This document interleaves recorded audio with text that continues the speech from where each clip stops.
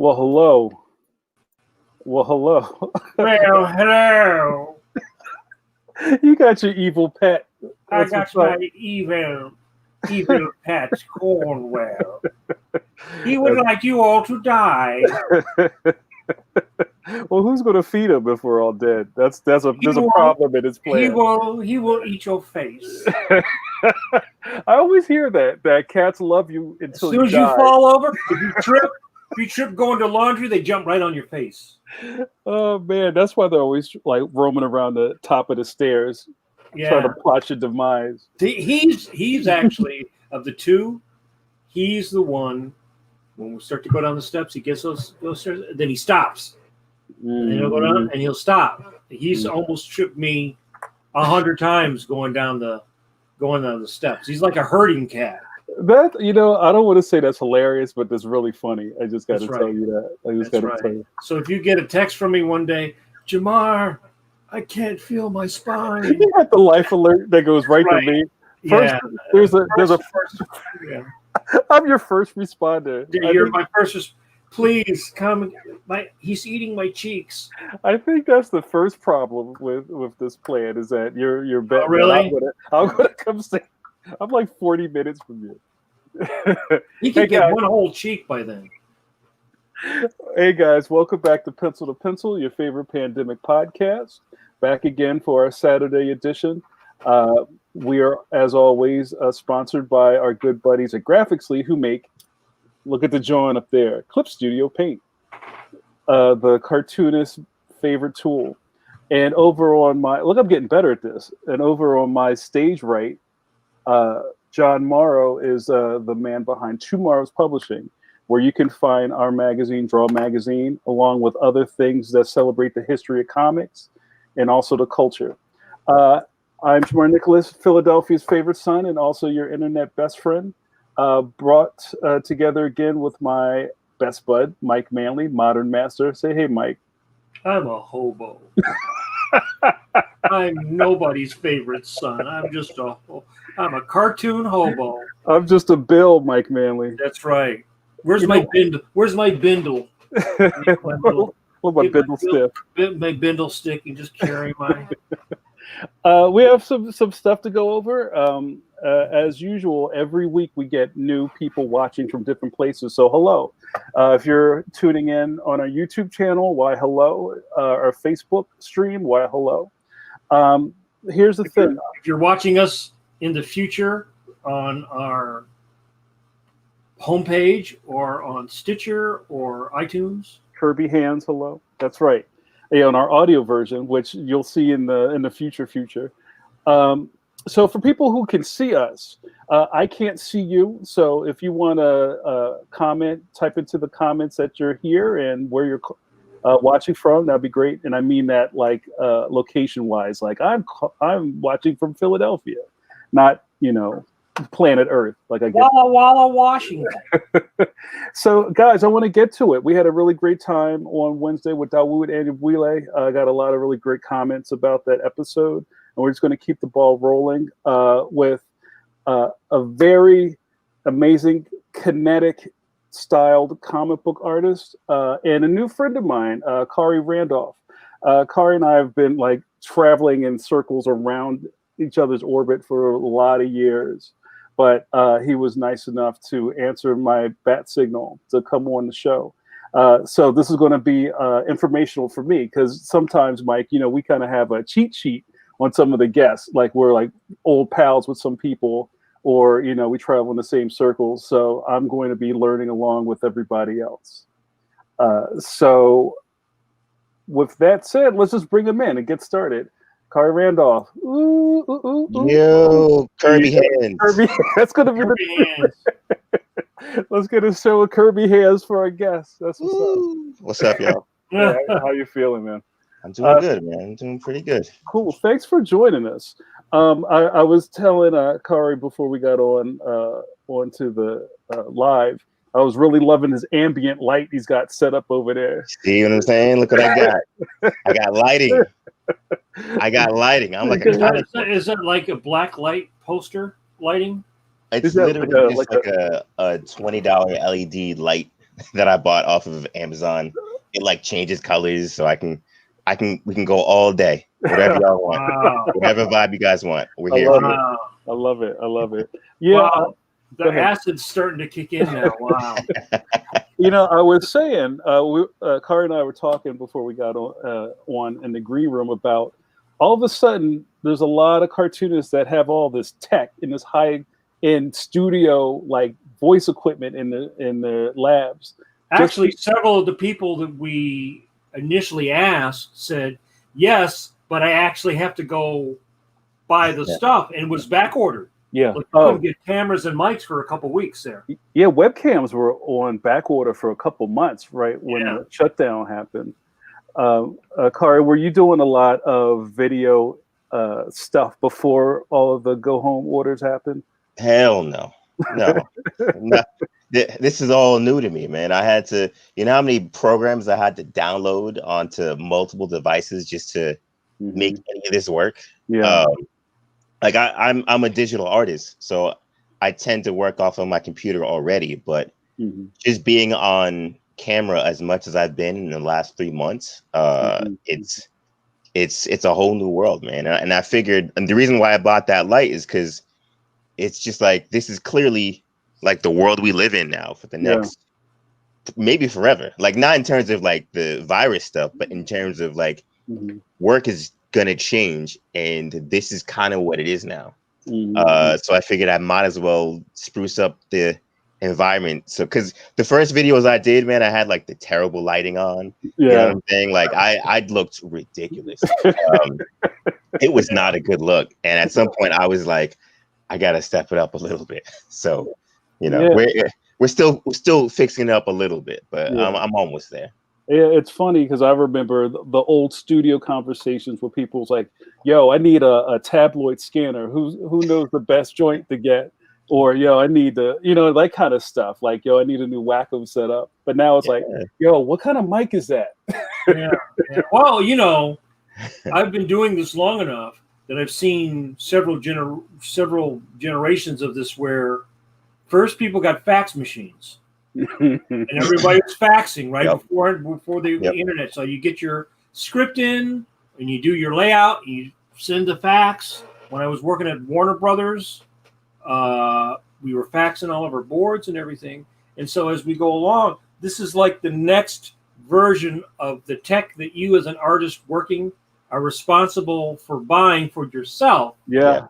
So, and becoming familiar with, because I think you're right. I don't think we're ever going back. I think now telecommunicating and talking with your editor, which used to just always be in an email, because now people are working all over the world. And so, if you're living in France, you're not going to get on an airplane every other week and fly to New York to talk to somebody. So yeah, I was in the FedEx a couple of days ago, and I was just reminiscing. I was like, I remember back in the days when I first started working for Marvel, and I would have to like rush to the FedEx every Friday before like 4 o'clock to get pages in. Either that or I'd have coming. They'd see you coming. Come the door. They know.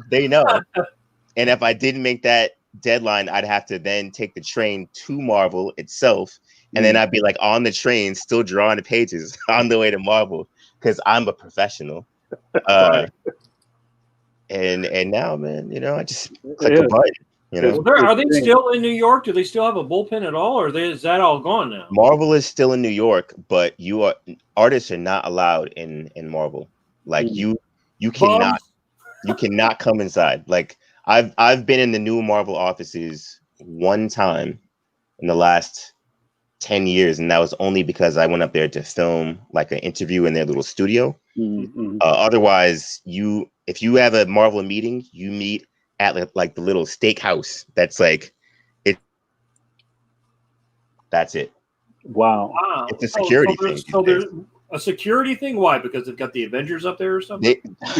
They have this thing where like they're so afraid of like crazy fans just like showing up. Like back in the days, I feel like at Marvel and DC, I could show up and just like find a way in. It wasn't that difficult. But now I feel like the internet and social media has kind of changed things to where like nobody's allowed up anymore. I know that some of that also comes because they're worried that someone is going to see something or leak something. It's like a legal thing. I hear there's people that would do stuff like try to break into Lucasfilm and like run in with a camera and, you know, take some pictures and go, there's Baby Yoda's underwear. Look, I saw that's what's going to be on the next season of The Mandalorian. Because there's also websites that that's their whole thing. You know, we've got some exclusive thing and that's how they get their clicks. So I remember when the first time I went to LA and went around to the studios, you had to sign a thing when you went in. Yep. When we went to DreamWorks, you had to sign something. I believe I even had to sign something when I went to HBO. And that's why now you can't even get a meeting if you don't have an agent, because it's got to go everything's got to go through the channels because they're afraid that you're going to go in. And if you have a meeting and you don't have an agent, then later on you're going to turn around and sue them or you took my idea, you know. Well, it's crazy. I remember when I used to, you know, I had friends at DC Comics when they were still in New York, and I would go in and say I would visit one person, and then I would just like leave their office and just roam the hallways for like hours, just going to different people's offices. That's how you got work too, right? Yeah, that's how I got work. Yeah. That is not a possible thing anymore. It's just, you cannot do that. You can't do that. Yeah, I remember my first trip to Marvel with Bret when I came out from Michigan, and I think I've told this story before. So I called because Bret had gotten a job and he moved to New York to start working for Marvel. And then he gave me the people's phone numbers, and I called every single editor. Every single editor answered their phone. Every single editor talked to me, made an appointment with some guy they didn't know, right? And I drove from Michigan, went into the offices, and every single editor that I had called made the appointment with actually sat with me and went over my work, which is like a complete impossibility. Yeah, that would not happen now. And I know a lot of guys in that era got work because they lived in New York and would go in and hang out at this guy right here. Yeah, and hang out, and then they like say, "Oh, we need 3 pages of something done because somebody blew a tire," right? Yep. And there were guys in the Marvel bullpen. I never really hung out. I hung out more at Marvel. Not like I hang out a lot, but never as much as DC because DC seemed more like your dad. Oh, DC was very corporate. Yeah. I interned at DC. That's actually how I kind of got in the door. I interned at DC when I was like, it was the summer between my junior and senior years of a college at SVA.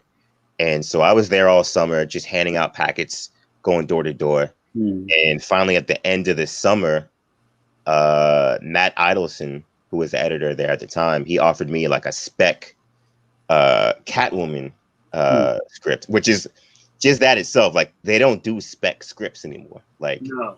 And for they those used to have that Marvel. They used to have a Marvel tryout script was like the Vision on an airplane and gets attacked by terrorists or something, and everybody got that script. So this was like an inventory thing where like they would draw it, I would draw it, and then if someone was late one day, they would just be like, "Here, just throw this thing in." They don't do that anymore. There's none of that anymore. No, there was a time I know in the mid to late 80s where guys would get tight and then somebody would say, here's a spec script. And they would draw it and then it would go. There was a lot of stuff, I think, in Marvel Fanfare. Remember that magazine? Yeah. There was a lot of stuff, I think, towards the end. There was stuff that Al Milgrom had to clean out the drawers. Like, oh, gee, we've had this thing sitting in the drawer for 15 years, 20 years. Is that what Marvel Fanfare was all about? I remember that as a kid. I think at the end, if I remember because there was Bret's not here tonight, but there was a story that he worked on with the Shanna the She-Devil that I think he got in the beginning of his career, and it kind of kicked around, and eventually he finished it like years and years later. But I do know there were guys who would go up and they would be tight, and someone would give them an inventory story Mhm. to tide them over, you know. And I heard many stories, and when Bret's on, I'm sure he can confirm some of these.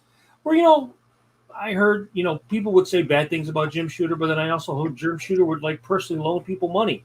Yeah, I hear all of it. I hear the good and the bad. I feel like he was a complicated dude.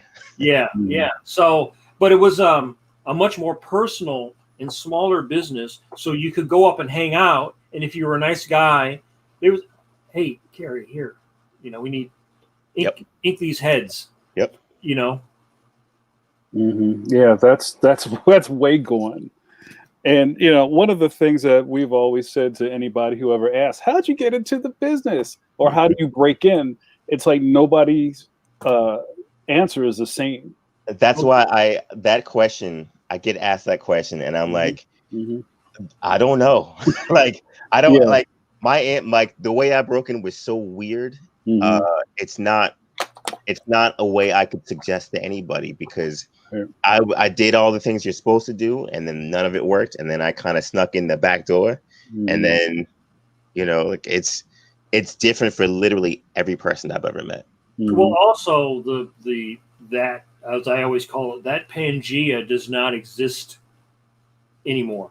Editorially, I mean, even the companies are run so very differently that, like, when I got in, they would give you a little, like you said, a little backup story. And if that worked out, then they'd give you, right? But now it seems the path I see people doing is you go and you get Image to buy your book, or you do an indie book, then you get to do a book through Image, and then people go, oh, I saw that book that KHARY did. I'm interested in relaunching, you know, Night Nurse, and I think that he's the perfect guy for that. And then they approach you because you've already made your bones. Or you start at like a Boom or a company like that, and then you go to Marvel or DC, and then you get big there, and then you say, all right, I've had enough of this. Then you go to Image. And then you sell it to Hollywood and make $1 million. Well, that's what everybody wants, but that's what I'm working on right now. That's still the like hen's teeth doing that, because there's a, you know, we've had a couple of people like that. Andy Parks. How long? What, 12 years? Oh, for the Netflix. Yeah. So, you know, there's the amount of stuff that gets put into turnaround in Hollywood is just. Don't I know it? So are you in turnaround now, or you have something in turnaround?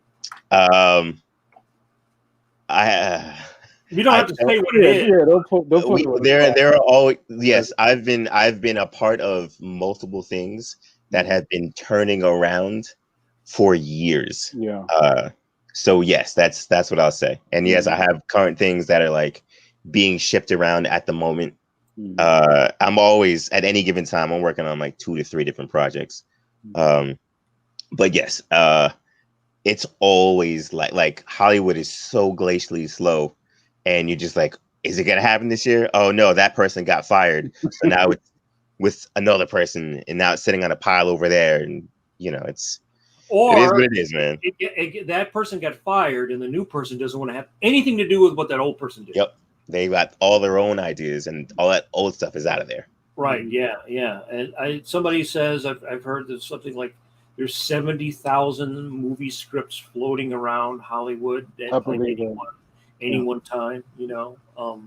So I think people imagine like, oh, you're going to do your comic, and then just it's going to be like on Netflix. And, you know, I worked on a thing with Bill Ray. We had an idea that took 5 years until the company did exactly the wrong mix of it and decided that they didn't like it anymore, right?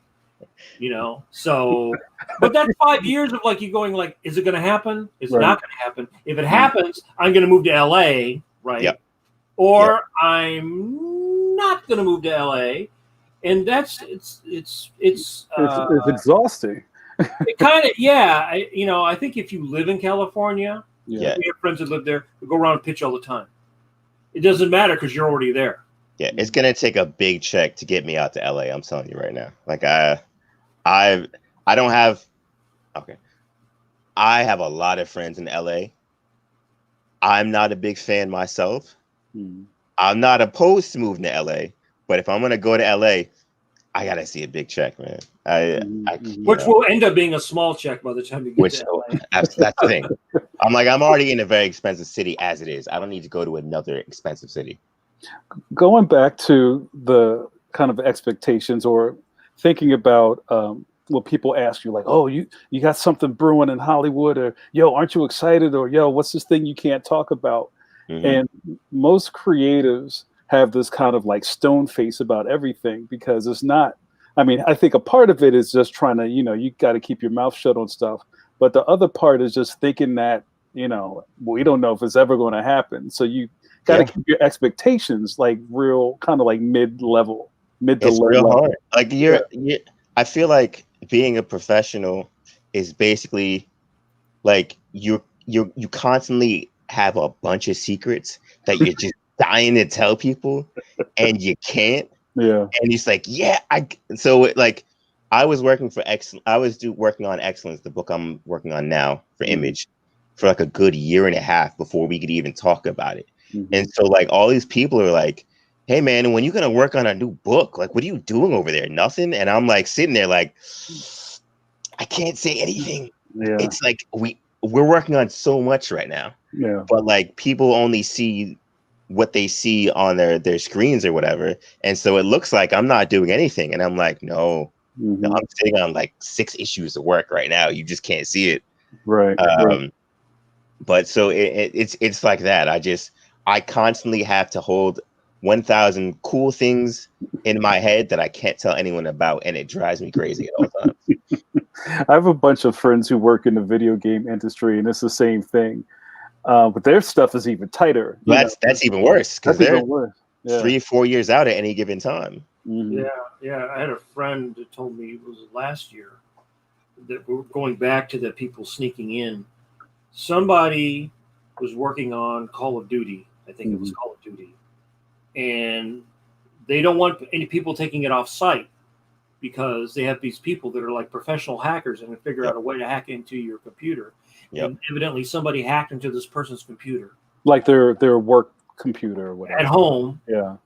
Saw something that they were working on, like some part of a level of one of the Call of Duty things.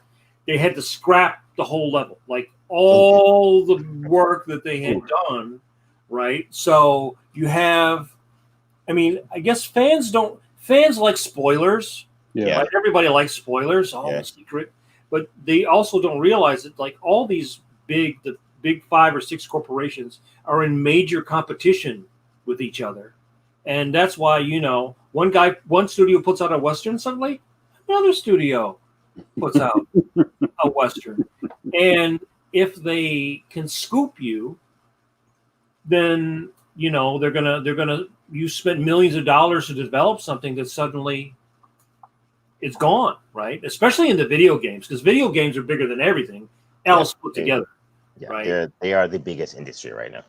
And it's hard to think of to imagine it that way, because they don't seem to promote in the same way that like movies do and everything. So it's like, but it's actually much bigger because you have multiple generations. You got people in their 70s that play video games every day. Yeah. It cracks me up because like sometimes when you see something get announced and then you see fans go like, oh no, they should do this, they should change that, and it's like, guys, they've been working on that thing for like 3 years by the time you guys saw it. Like they're probably not changing it at this point. I mean, you do see things like with that, you guys saw what they did with that Sonic movie. Yeah, that's what I was thinking about. Yeah. That's crazy. And it still sucks. I heard it was. I actually liked it. Yeah. Oh, really? Yeah. I actually I was shocked. I was like, this is. I thought it was like, I saw that movie and all I could think about was like, because that whole animation studio got laid off once it was done, and I was like, man, the amount of man hours and overtime they put in to make this thing I felt so bad for them just because I was like, I know what it's like, man. Like, and that's where we're better in comics because you can sit down and create everything yourself, one person. Yeah. Right. When you work in Hollywood, you're like chained to 100 other people, different departments, all over. Some of them not communicating with each other in a corporate structure where two guys in an office you will never meet make a decision, torpedoes your job on Monday. They make a decision on Friday, and you go in Monday, and your job has been eliminated. Yeah. And I think that comic book fans feel a loyalty to your work. Yeah. Your fans, nobody feels a loyalty to you if you're working in the company. Yeah. Personally, your relationships are structured that you might feel that way, but the company doesn't feel the loyal, except maybe for the guy who invented Sonic. Right. He'll get a watch. Well, I think that's why I like comics. Like, I've worked in a lot of different industries, but the thing that brings me back to comics is the fact that one, like, the amount of people working on a project at any given time, you can count on like more or less one hand. So like you are so much closer to like what your vision is between your brain and what happens on that page. Yeah. And also the fact that, when it gets put out there, like the fans all know who did it. Yeah. Whereas, like I've worked in animation, the fans, it takes pretty savvy fans to really understand like who are the showrunners, who created this, who did that. Like that's for the diehard fans. Yeah, that's like inside baseball kind of stuff. Yeah. But the day-to-day person has no idea who worked on your favorite shows. They really don't know. You get that half-second credit at the end. Yeah, and these days, with like Netflix, no one's looking at the credits anyways. Just skip to the next episode, so they don't know. Yeah, the little thing starts spinning. You're not even going to see that. Yeah, you gotta advertise your IMDb. Yeah. Well, I was going to ask you a question about just before we get into a little bit more of your origin, about trying to watch things as a creative. Like, can you sit down and watch a show and just enjoy it, or are you thinking about the crew? Like, oh man, it looks like somebody really busted their hump for years on this, or I hope they got paid well for that. It depends on the show. Like I do tend to have the TV on while I work, just because I need some kind of noise in the background. Yeah. But I have these rules that like during the day when I'm doing the most like thinking, it can't be like anything good. It's not the garbage. I can't watch good shows. Like I can have like a documentary on, you know what I'm saying? Because a documentary, you can listen to that and generally speaking, you don't have to look at the screen at all times. But if it's like too engaging, then it's like, no, I can't. Like I remember, what was it? When HBO put out Watchmen a few months ago, I could not watch that show because like I was like every shot to me was like very visually interesting, and I was like really I wanted to know what's happening. Right.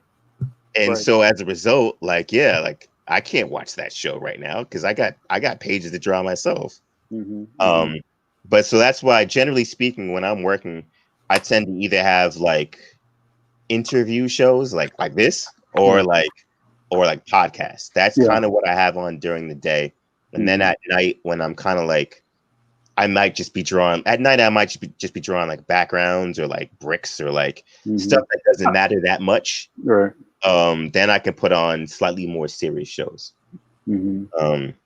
So as a result, like I don't see a lot of the good stuff that people see unless I watch it with my girlfriend. When I'm with my girlfriend, I try to put the stuff down unless I'm on like a serious deadline, and then like I can kind of like focus on stuff.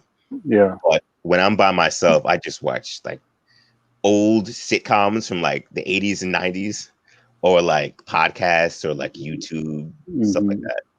Yeah. One thing with me is that I don't think I've watched any amazing television the past 5-6 years. Like I miss Game of Thrones. Like I kind of know what happened, but I didn't watch it. Like all of that like must see TV stuff. I Yeah, just, Game of Thrones is rough. That was a rough one when you have a deadline. Yeah, I can't, So, I want to talk about your time at SVA. Sure. But I just got a question from the room that I want to put on the screen. So our good buddy Bill O'Donnell. What up, Bill? He's got a couple of slides here. So he says, what are some of the things that are focused on in animation versus traditional page layout in comics, i.e. workflow in comics versus workflow in animation? Okay. Wait, one more part. Maybe this will clear us up. Like backgrounds, the things you work on and grind on that the reader barely notices. I'm sorry. I threw that. He was commenting on what you were talking about, Kari.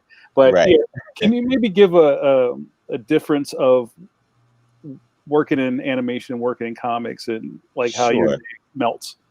Well, okay. So when I was working in animation, I was working primarily as a character designer. So my sole job was just doing turnarounds for characters. And what shows were you working on? I worked on Teenage Mutant Ninja Turtles for a couple of years, the one from 2003. I worked on Boondocks for one season. I worked on Wolverine and the X-Men for one season. I worked all from New York. All from New York, yeah. Because the Turtles was done in New York, right? Turtles was in New York, yes. So that one I was actually on site. Everything else was freelance. Because I did a board on the Turtles show. Oh yeah, we had a lot of people who freelanced that. I mean, even when I started on that show, I was working from home in 2003, and then I didn't actually come into the studio full time till 2007. So yeah, I mean, my entire career from like 2005 on has been pretty much all based through the internet. But yeah, so with animation, it was all character design. So a lot of it is just creating visually distinct characters that have strong silhouettes and that can be turned very easily. That was like my focus. And it actually took me a while to figure out how to do that, because people look at my artwork and they think that I'm a traditional animation guy first, and I'm not. I'm actually a comic book guy. So I had to learn how to adjust and figure out how to create a drawing that you can replicate over and over and over, which in comics, you can cheat a lot more. Like in comics, you're drawing more stuff, but you can, a panel might be like this big. So there's a lot of things you can kind of fake in comics that you cannot fake in animation. Like if you get that one character's nose wrong in animation, like that character is all of a sudden not that character anymore. Yeah. You're dealing with like 3 lines. You know what I'm saying? I'm sure when you start doing character design, because I've done some of that too, you really realize that if the character has a little bump in one view, but then the next view they don't have the bump, people go like, which version am I supposed to draw? Yeah. And when it goes overseas to the animator, he goes, I like the bump. And the other guy goes, I don't like the bump. Yeah. I mean, it was a learning curve for me, because there were characters I could design in comics that, like, literally you cannot turn that character in animation, and you don't realize that until you actually have to physically manipulate it, well, in your brain. Yeah. But plenty of things we draw in comics, like, we fake it to make it work. Like when you draw Spider-Man, there's a lot of times when you're drawing that webbing that, like, I'm not really sure how the back of his head works, but the reader's not going to see it anyway, so it doesn't matter. Right. But in animation, like, no, you actually have to figure that out, because you can't fake it. You can't fake that stuff. Like, how many rows of webs are from here down? Yeah. Right. Yeah. Like, even when I draw Spider-Man now, I draw it from like this animation mindset where it's like, all right, he's got 3 lines kind of between his eyes. He's got 2 down here. And like, I count out the lines when I draw him, because in animation, you have to have a fixed number of lines. If you have too many lines, then all of a sudden he's off model. So my brain is stuck like that, and I got that from animation. Yeah. It's like it's almost like math or technical. Yeah. It was. I learned a lot. Like I'm sure you did. Like the first 4 or 5 characters you do when you do the turns. There's a way you learn to do the turns. Yeah. Which is also dependent upon the budget and the style of the show. Because the bigger the budget, the more complex the drawing. If you look at a lot of the Japanese stuff, like with all the mech and everything, Oh God. Yeah. right?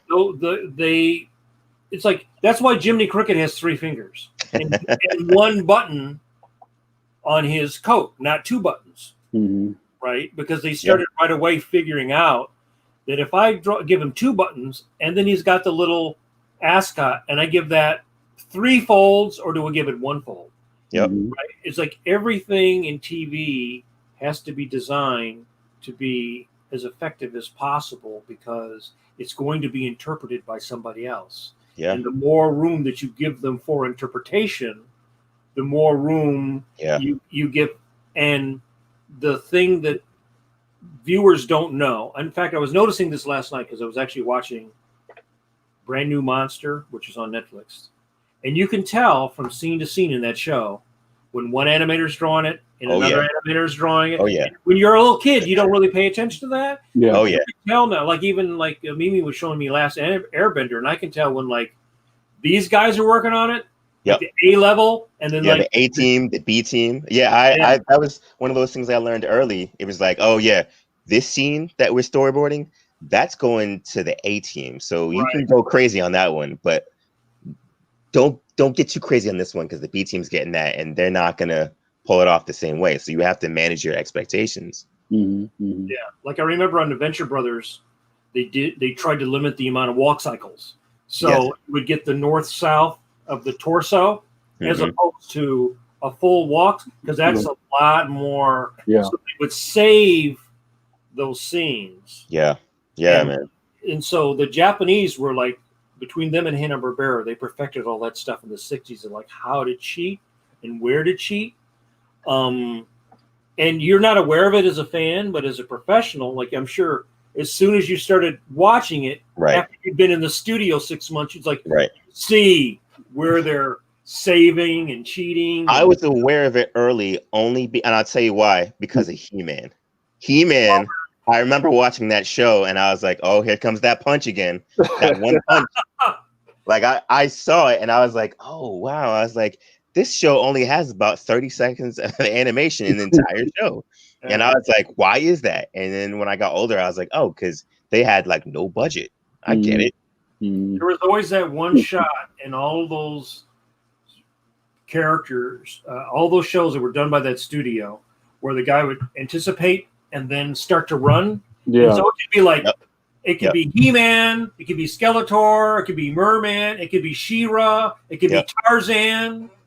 You would go back, or Flash Gordon. It was always that like anticipation and then start to run. Alert. You would just trace over the other character over that pose. I learned so many of those tricks when I became a professional. Like I was like, oh wait, you're telling me He-Man never actually used his sword on the show? He never actually cut anything? That's crazy. Right. I thought that was the wildest thing to me. He just like took it out. Yeah. He showed it. Never used it. Yeah. He never like ran Merman through. No. You know? Take that, you fishy beast. You know? Yeah, that's, and I always remember like the intro beginning title thing for cartoons was always so dope, and then the rest of Thundercats. Oh yeah, that's the best one is Thundercats. And then the rest of the cartoon is trash. Yeah, and I was like, how come the whole show can't look like that? Yeah. In fact, I saw on Facebook 2 days ago, I think it was Francis Yu put a link of somebody who redid the Thundercats, but in 3D. Redid the opening, but did it all. I saw that. Yeah. So because there was somebody a couple years ago who did the reopening of Johnny Quest, but is like 3D. So I've literally spent my entire career trying to capture the essence of the Thundercats intro in my artwork. That's like, honestly, whenever I'm drawing, that's like the high watermark for like, this is how much energy I want to put into my art, is thinking about that intro. Well, and I think especially for guys of your generation, it's funny because for guys of my generation, it was like Johnny Quest and things like that in the 60s, which you saw when you're like, I was like, what, 4 or 5? And it just like blows your mind, but it imprints you with a sense of movement and drama.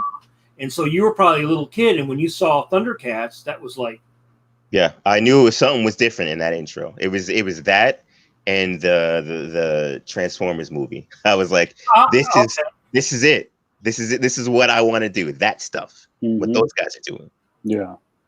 Yeah, and just even like the production of the Transformers movie, everything just almost seemed like it had 4 more layers of rendering on top of it. Yeah, it had weight to it. It had weight and substance, man. It felt like, oh wait, they're not all gonna make it out alive from this, man. Like, no one's gonna save the day at minute 25. So did you want to go into comics and animation, or did you want to go into animation? Or you one and then fell into the other? I think what it was I was probably more into animation at first until I realized how much work went into animation. And I was like, oh, wait, you're saying they have to draw every frame? Like, and I was like, nah, I'm not doing that. Like, no. And that's when I kind of was like, but comics, at least, like, there's like 5 frames per page. I was like, that I can do. And then that kind of spoke to me.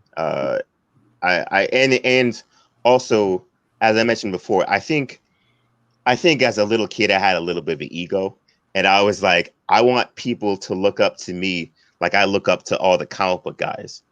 Where as in animation, I didn't know any names in animation. Yeah, like who did Thundercats? I don't Rankin Bass. I don't know. No idea. Exactly. Yeah. I know Hanna-Barbera. I know Warner Brothers Animation did Batman, but I think I knew Bruce Timm's name, but that was about it as a kid. And he was really like the one guy out of that, because there was a whole bunch of other guys besides Bruce, but because he was like the main artist guy, and he was also into comics, there was that link. Yeah, now that I think about it, I think Bruce Timm is the actual first animator's name that I knew as a kid, as a grown up, the first one, because that show was so clearly like his vision, or it seemed like it. Right. It had his like imprint all over it. Yeah. So did you have a young history with any of the Looney Tunes stuff?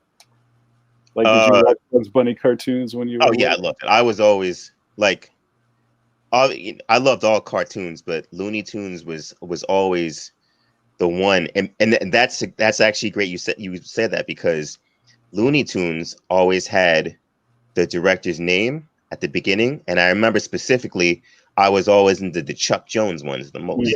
Yeah. It was Chuck Jones and it was Tex Avery. Those were the guys that I was like, whenever I see their name, I like those a little bit more than the other guys.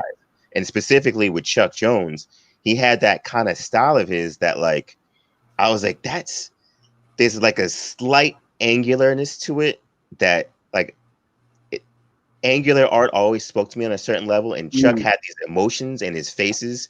Everyone was kind of like sly and their eyes were like a little droopy, and I was like, I like that guy. I like that guy. Yeah. It's funny because I always loved Chuck Jones, and then later on I realized that a lot of what I liked was also Maurice Noble, the guy who was designing the cartoons and designing the backgrounds. But I was really into that as a kid. I think I've told this before.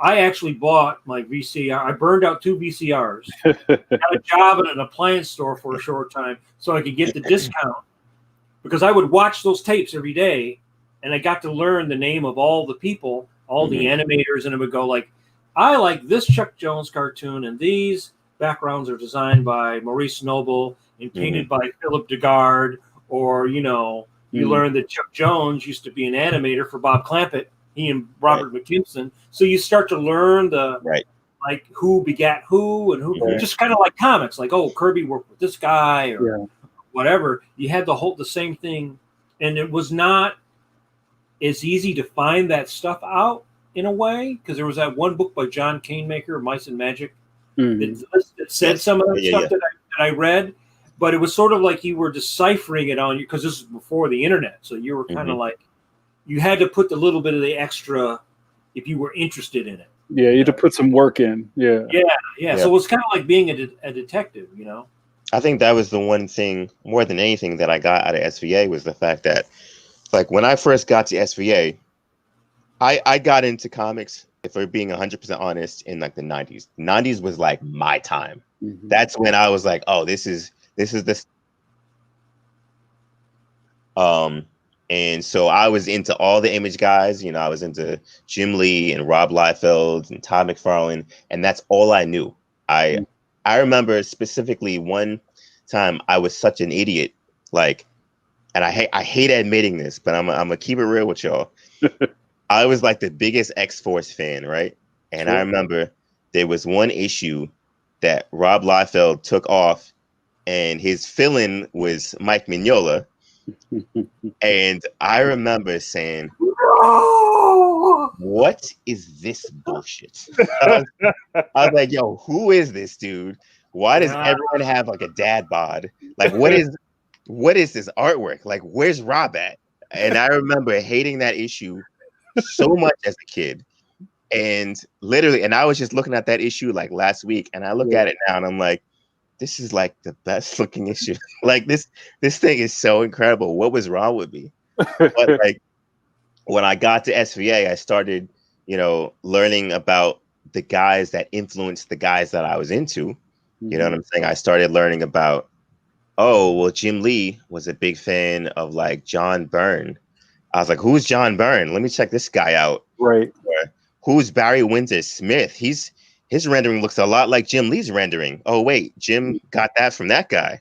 And then I was like, oh, well, who's Jack Kirby? And I was like, who's Alex Toth? And I was like, and that was, I had all these guys who were older than me were like, why don't you know who Alex Toth is? And I'm like, bro, I'm 18. I don't know. Right. You don't know? And I've admitted a lot of times that I didn't even know about Kirby until I was in my 20s. Yeah. You know, because I didn't come in on that wave. Yeah. But well, we talked about this before, and I was talking about it even on my Facebook page the other day, because I posted the pic. I've been posting.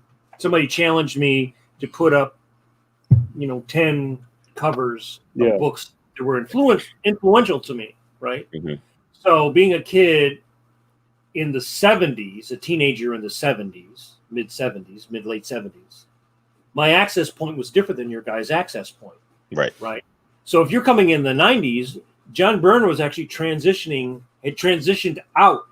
Yeah. Right. So what you're seeing is Rob and those guys coming. That's your access point. Right. Yeah. Right. So then you got to go back. Right. You gotta move backwards. And so I was saying, there's stuff that I used Frazetta as an example, because I saw those books as a teenager in the mid 70s, and it's easy to go from Frazetta to Howard Pyle or to Treasure Island and N.C. Wyatt. A kid now seeing that might be looking at a Japanese concept artist who was influenced by the guy who was influenced by the guy who was influenced by Frazetta, and have no idea that you're like being influenced by this stylization or this way of just like all that sword and sorcery armor all comes from Frazetta. His way of like creating all those cool shapes with axes and stuff like that, right? So if you're playing some game with Blizzard, that's like built onto Frazetta chassis, but Frazetta was built on top of Hal Foster and Norman Lindsay and all these other guys that Roy Krinkle was introducing him to, and Williamson and those guys, because he was the older guy who was introducing them to the stuff that had come before. So you can be like totally influenced by something that you have no idea what is underneath. So I can completely see somebody coming in in '90 and seeing Rob's stuff and that stuff. It's so kinetic. Yeah. And then you see Mike, and it's very subtle. It's a completely different. It's Mike is almost like design. Like his pages are so beautifully designed. Yeah. All the blacks are in like the perfect place. You know what I'm saying? Like it's and it took me years to understand what he was doing.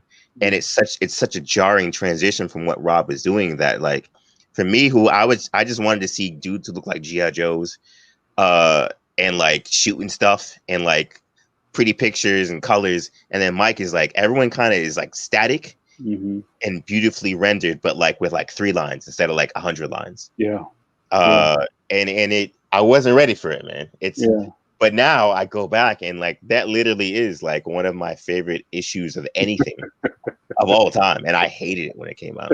Yeah, it's funny, there's another guy, and I actually just posted a cover today on my Facebook page. It's a Gil Kane cover from an issue of Captain America. It was the first cover of Captain America that I bought that didn't have the cover torn off.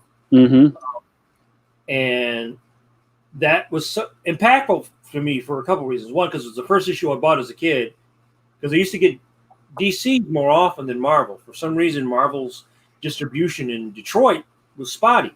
And so when I would get the Marvels, the covers were already torn off. So for years, I would have like a Marvel, and I never knew what the cover looked like, right? So I found this drugstore that sold Marvels. I was like, oh, man. So that was like very impactful. And then inside was Frank Robbins, which a lot of people at the time, what the hell is this? Is bullshit. This is horrible. All those people now I read over and over and over and over again on Facebook, all these people who say, when I was 12, I hated Frank Robbins. Now I love Frank Robbins. It's the same thing. It's like your access point and your sophistication and what the fixes you're getting. Because there was a lot of kids who bought comics in the 90s just because it was that stuff is very kinetic. Right. And it's very like 14-year-old male. Like if a 14-year-old male could draw like Todd, could kind of draw like Rob, right? You could imitate enough. If you're going to draw like Toth, that's like... Nah, come on.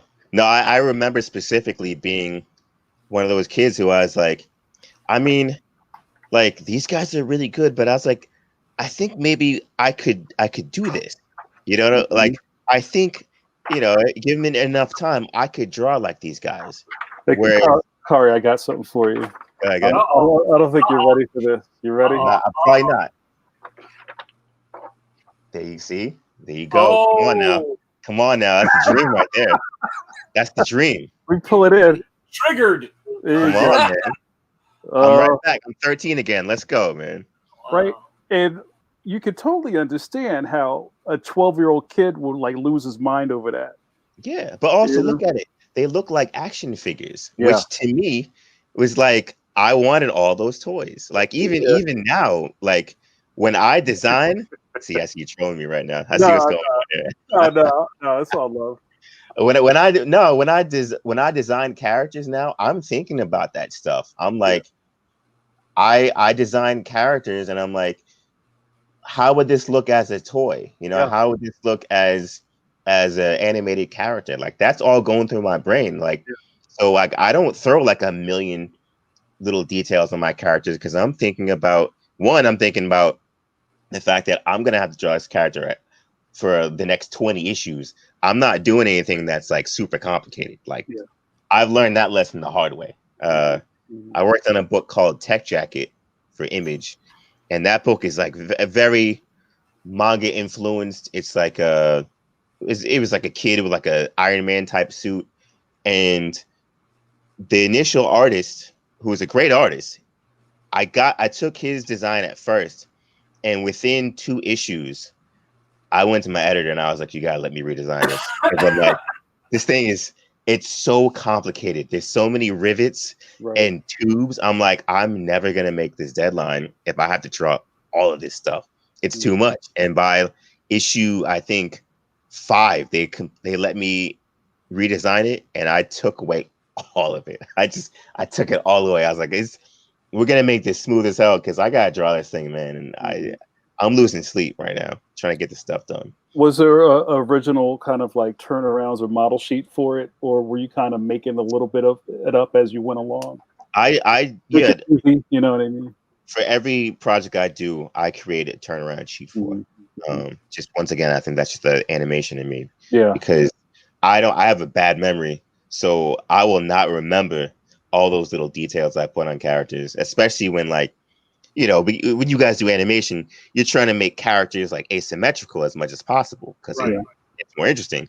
I will forget which thing goes on which sleeve, which eye has the scar. I won't remember any of that stuff. So I need a character sheet at all times. So I'm interested in that point in your teenage years where you decide, okay, I'm going to be an animator, or I want to be an animator. It sounds like you want to be an animator more than you want to be. I thought about it. Right. So did you, when you were thinking about going to school, was there a point in which you thought, well, I'm going to try to get into Cal Arts, or I'm going to, you know, or did you, you know, how did you end up at SVA, and were you thinking, okay, I want to go on a certain track to get?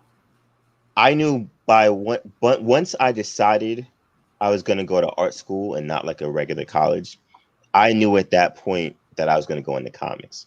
Like, because the thing is, like, I love animation. I still, to this day, I probably watch more animated cartoons than I do read comic books at any given moment. But once again, like, I grew up idolizing those image guys. Like, I wanted to be them so bad, and I was like, if I'm gonna be recognized, I wanna go in comics. I want people to recognize me for my talent and my style, my personal voice. I want to get my personal voice out. Whatever that, I mean, I didn't know what it was at the time because I didn't have one, but I knew that I wanted to be recognized for what I do specifically. And so I started looking at schools. And the thing, I was looking at two schools specifically, SVA and the Joe Kubert School. And initially I was leaning towards, and I was looking at Pratt as well. And initially I thought Joe Kubert was the way to go because Joe Kubert is like a comic book school. Right. But the point of contention for my parents was the fact that Kubert doesn't give you a degree; they gave you like a certificate. Right. And they were like, "Look, if we're gonna spend 4 years worth of college tuition, you're getting a damn diploma. Like you're getting a bachelor's because if this comic book thing doesn't work out, you need an art degree so you can do something else." So once they made that decision, I was like, "All right, it's between SVA and Pratt." And the edge that SVA had two edges. One, SVA actually has a degree in cartooning, which is like super rare. Yeah. Most places just have like that illustration degree. And two, SVA is in Manhattan and Pratt is in Brooklyn. And Brooklyn in the 90s, we went to visit Brooklyn in 1995. And let me tell you, that Pratt campus is beautiful, but once you stepped off of it onto Myrtle Avenue in Brooklyn in 1995, I was like, nah. Yeah. I'm not. It was too rough. It was too rough. It was too like, because here's the thing. I'm from Boston originally, and in the neighborhood that I'm from in Boston was also a rough neighborhood. And I was like, the idea of going to another state, another school, and living in another rough neighborhood is crazy. Like, this is higher education. I should be having like the time of my life, not worrying about getting shot. Like, I remember talking to kids who went to Pratt in the 90s, and they were like, "Oh yeah, we all got robbed like multiple times," and I was like, "Nah, I don't need that anymore." And Manhattan wasn't great in the 90s, but we were still in a very central neighborhood where it was much safer in comparison. And I was like, let's just do this instead. So you didn't think about any of the schools in California or anything? No, because my parents were just like, just convincing them to go to New York was enough of a pitch. They were just like, I was at the whims of what they were willing to pay for. Yeah. And they weren't going to pay for me going halfway across the country. They just weren't. They weren't going to go. Was there a big attraction to keep you in Boston? Because like I remember I got hemmed up being a Philly cat. Like you don't leave the state. What are you talking about? Yeah. So, No, they made me apply. I mean, there's a number of good art schools in Boston too. Yeah. Yeah. I mean, there's the Mass College of Art. There was the Museum of Fine Arts had a school. There was the Art Institute of Boston. I applied to all of those, and I got into all of those. But I wanted to get out of Boston, and my pitch to my parents was, look, all the companies are in New York, so I might as well just go to New York anyways, because those are the guys who I'm going to be working for. So I might as well just go there, get interns there, and it'll be better for my career, which honestly it was. Yeah. Well, did you look at RISD at all? Was RISD ever on your? Okay, I'll tell you my RISD story, because I got into RISD. And to this day, I have beef with RISD because of what happened to me at RISD. So I went to RISD, and they were going to offer me a bunch of money to go there. They actually gave me the best offer out of all the schools.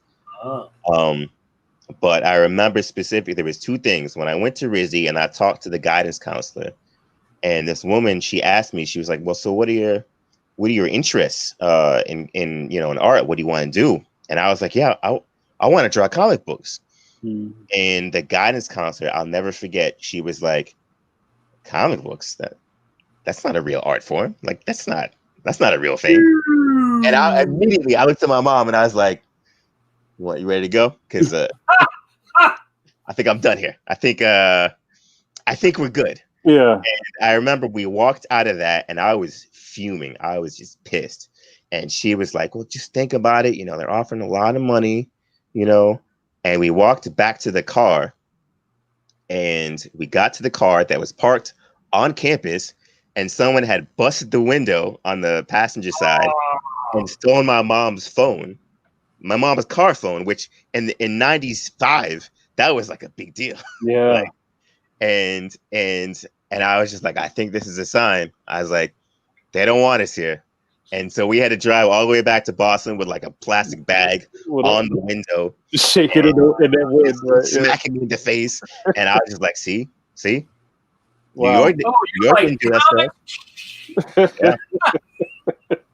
That was probably the counselor that did that. It's funny because when I was in high school, I had to, and I've told this before, I had to falling out with we had two tracks. We had vocational art, where you could do learn to do auto shop, printing, commercial art, a lot of things like that. So people could graduate and go get a job. You could go be a welder or work as an auto mechanic, things like that. And then we had the fine art, and the fine art teacher was like, the first day of class was like, oh, you're one of those artists, right?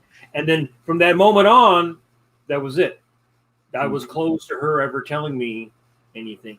And it's ironic because even at I went to the Pennsylvania Academy, and when I started, I had professors who were old Marvel heads, loved comics. But in general, comics, illustration, not so hot, right? Yeah, right. Yeah. Within a period of 4 years, they decided to start an illustration program. Comics are cool. There's fucking posters up of comic books in the hallway, right? It's like comics are cool now. And I said, you have this clash of culture because that generation, which are mostly in their 60s and 70s, comic books was crap. But now all the colleges realize in order to get people to come, you got to like animation. You even have to like anime now. Yeah. Right? Because that was the other thing when I first started teaching.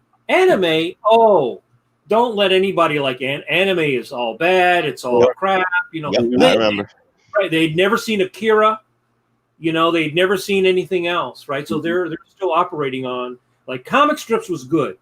Prince Valiant was good. Spider-Man, or in my case in the mid-70s, Frazetta. Oh man, what are you going to airbrush the side of your van with a barbarian on it? So it's funny because all the schools now have come around because they realize that the people who are coming in want to know how to draw comics or want to know animation, and the kids post 2000 are all anime fans because that's what they see on TV. Yeah. Well, also you have to figure like I would bet, well, I know this at least with as far as SVA, a lot of the teachers nowadays are like guys like my age.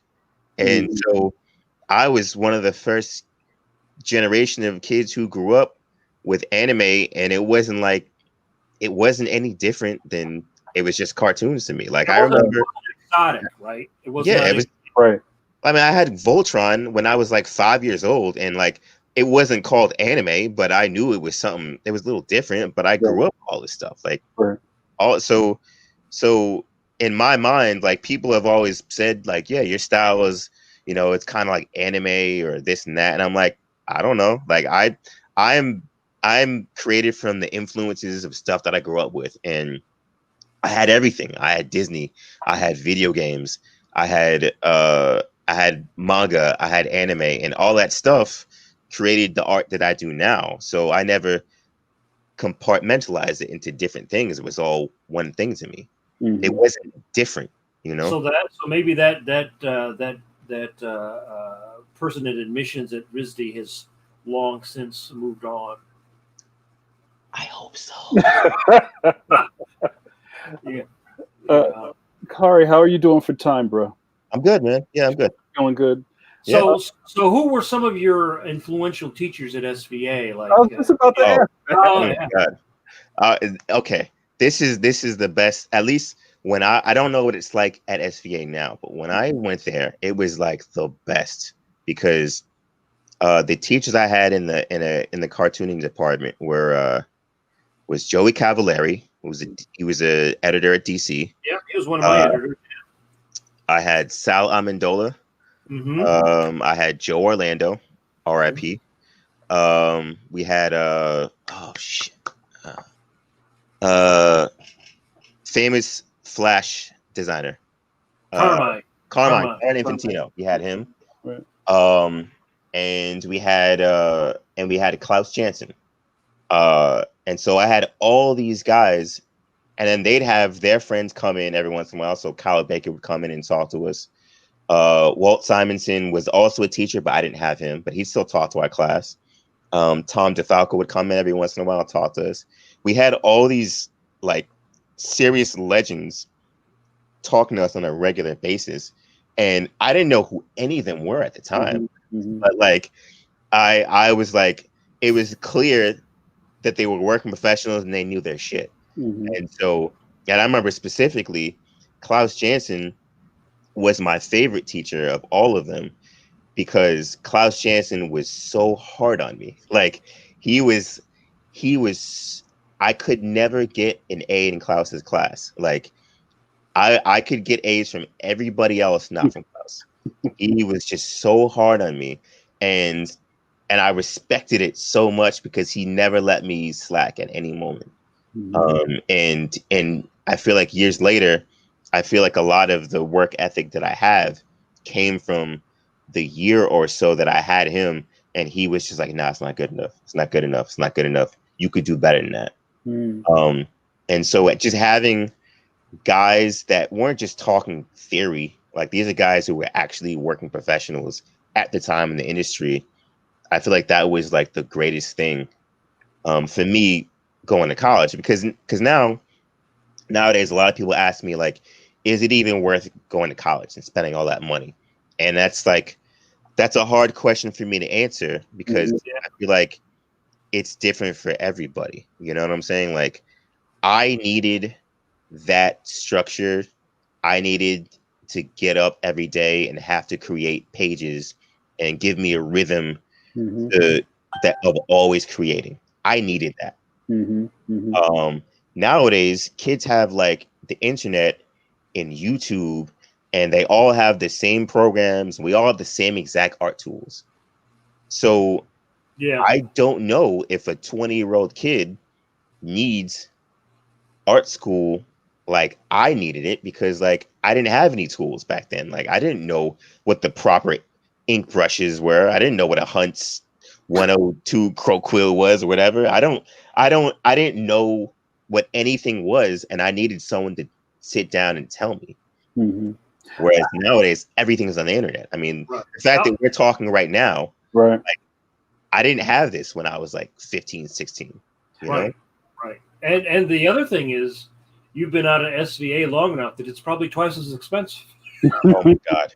Yeah. I mean, that's the real thing is like people are graduating now oh my God. from art school with $250,000 of debt. I mean, I had no debt. job in animation pays $250,000 a year. No, I had a number of interns over the years from SVA, and and they would come out, and there was like no work, and I'm just like, I would feel terrible because like when I graduated from I graduated in 2000, and I graduated in the .com boom. So like I actually had a job waiting for me, not in comics, but I had a job with benefits and like a 401k waiting for me the day I graduated because like everyone was hiring. Mm-hmm. It was so easy to get work. There was multiple animation studios in New York City. There was web places. There was the comic. It was a great time to get work. It didn't last. Right. There was a lot of stuff there's a lot of options I had. Kids graduating now, I don't know what to tell them.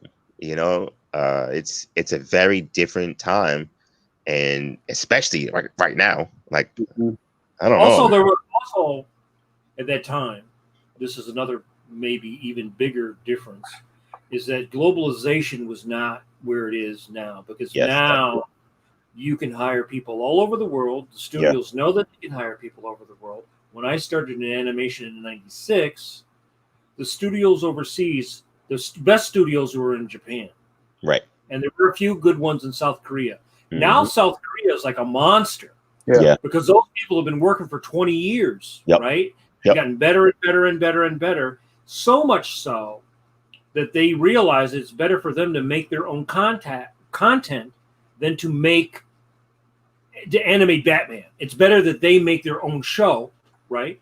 And so you, as a 20-year-old, are competing with a 20-year-old in South Korea, and they wanted way more than you do because their culture has a very different work ethic from the time you were a teenager.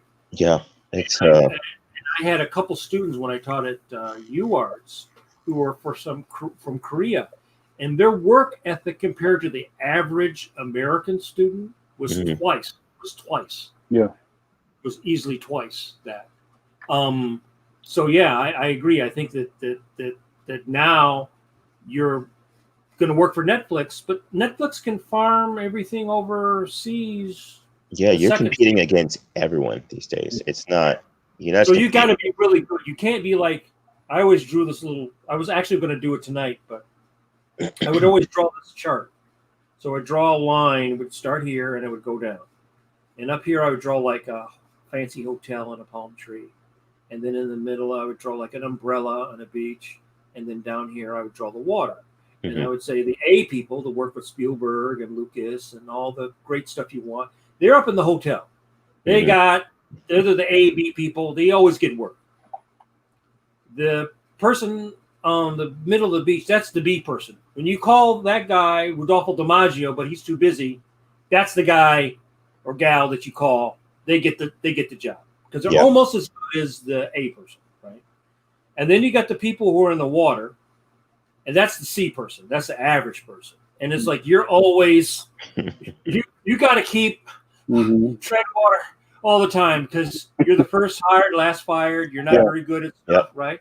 And then the D person is a person who's just getting eaten by the shark. Right? They're just right, and where you are on that sliding line is all up to you. It's not up to your teacher, your mom, your dad, the ghost of Jack Kirby. It's all up to you. That's a lot. That's a lot for a 19-year-old to hear. Well, I always tell them, I'm like, look, from my understanding of, because I've been doing this now for like 20 years, and like I just tell them, I'm like, look, you don't have to be the best illustrator. Like, there's always going to be someone better than you. You have to accept the fact that there's going to be some asshole who is just better than you, and you're probably going to hate them, and that's okay.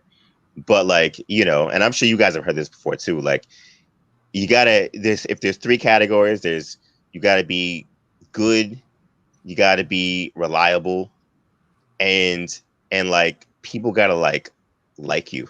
You know what I'm saying? Like, and if you can hit like 2 out of those 3, you're gonna be able to find work. Like, I know guys who are like very talented and reliable, but like nobody kind of likes them, but they still get work. You know what I'm saying? Like, and there are some guys, like, I think I'm good and people like me, but like I don't make all my deadlines, but like I still get work. And I'm like, if you can get 2 out of those 3, you can have a career. If you can get 3, if you can get the trifecta, then you're like, you're good. That doesn't happen often. No. But if you can get 2 out of those 3, you'll be all right. That's so reminds me of the illustration one where it's like you want it good, cheap, or fast. So did you feel that you got links into the business because you went to a school that was linked into the business? Yes. It certainly helped. But it helped, but it didn't get me in the door. It got you to the door. It got me to the door. So I met a lot of editors at DC, and a lot of those guys I happen to be good friends with to this day. But I didn't really get work from those guys. I mentioned before that I got that inventory script from Matt Idelson, right? And he gave that to me like a week before my senior year at SVA, and I was so nervous because I had never drawn more than like 8 pages at that point, and now all of a sudden he's giving me 22 pages that I got to draw in a month, and I completely bombed it. Like it was too much pressure for me, and then I just couldn't. I gave it back to him. I can't. You're like too tight. Did you feel like you were too tight up on like you couldn't relax? Yeah, I couldn't relax, and honestly, it was above my ability. If I'm being 100%, like the things that he was asking me to draw, I was like, I just had stage fright, honestly. Yeah. What was some of the stuff that you? Because I always say that there's a barrier you go through as a young professional, where draw what you like, when you like, how you like, as long as you like, right? Right. You draw our interest. Then you go get a job, and then your first job is usually like not what you like. Yes. You have to draw it faster than you like. Yep. You know, and it's like 5. That's the issue of Superman, where it's like 5 old ladies telling about the time Superman saved them. Yep. Right? Not Superman fighting Darkseid on Apocalypse, right? It's not like all the cool stuff. So, what were the things that were tough to draw? I remember I don't remember the script, but I remember there was a specific scene where, and it might have been like the first scene, where there was like a toll booth, and it was set in Mexico, and there was like a line of cars. And I remember specifically, it was like, I had to draw like 10 different cars, and like I had to get all this reference, and I had drawn cars before, but like I wasn't good at drawing cars, and I wasn't good at drawing them in perspective. Right. And like it was just throwing too much stuff at me at one time that like, yeah, if I had enough time, I could have figured it out. But on that schedule, I was just like, no, I can't do this. I can't. And I gave it back to him. And then I never got offered work again from DC Comics for like till years later. So that's why, like, yes, it helped me. It got me to the door, but I failed spectacularly. And then I didn't actually get work in comics. That was 2000. I didn't actually get work in comics until like 2003. What were you doing in between? Yeah. And then in the meantime, I was working on samples, and I mean, I had a job in art. You know, like I said, when I graduated from SVA in 2000, I had a job doing. It was teaching me a lot of the stuff that I know now. So it taught me how to use Photoshop. It taught me how to use Illustrator. It taught me how to use a computer, which I didn't really know before that. And the job was like doing web cartoons, like limited animation Flash stuff, right? And so that taught me how to like kind of be a professional. And then I'd work on samples, or I would self-publish my own comic books in the meantime. And then I would actually in 2001 or in 2002, I went to my first Comic-Con, which was San Diego Comic-Con. And at that point I had been like on message boards, meeting other artists, kind of linking up with people here and there. And I became friends with a bunch of people. And on a whim, I was like, I'm just going to go to San Diego Comic-Con and hang out with some of these people that I've never actually met in person before, but we're friends on the internet, so they must be okay. Which in my mind is like crazy now. But I was like, I met him on the internet. That's fine, right? You don't mind I'm not wearing pants, right? Yeah. I don't know any of these people for real, but I'm sure it's okay. Some stranger danger right there. Yeah. But we all shared a hotel room. I self-published. Well, a friend of mine had a connection with Robert Kirkman's company at the time called Funkatron. It was not an Image yet. Yeah. And so we kind of put out. That was like 10 pages, that was the most comics I had drawn to date. And I had that up. We got it printed up right before San Diego Comic-Con. And so I went there with this comic book and just started handing it out as my submission packet. So you weren't exhibiting. You just kind of went and walked the show, right? Yeah. Walked the show, hung out with friends and walked the show. And then I got a couple portfolio reviews from like Top Cow and a few other companies. Still people saw that I had talent, but I think I was like, how there's a point where like you're good, but they can't figure out what it is that's not quite there.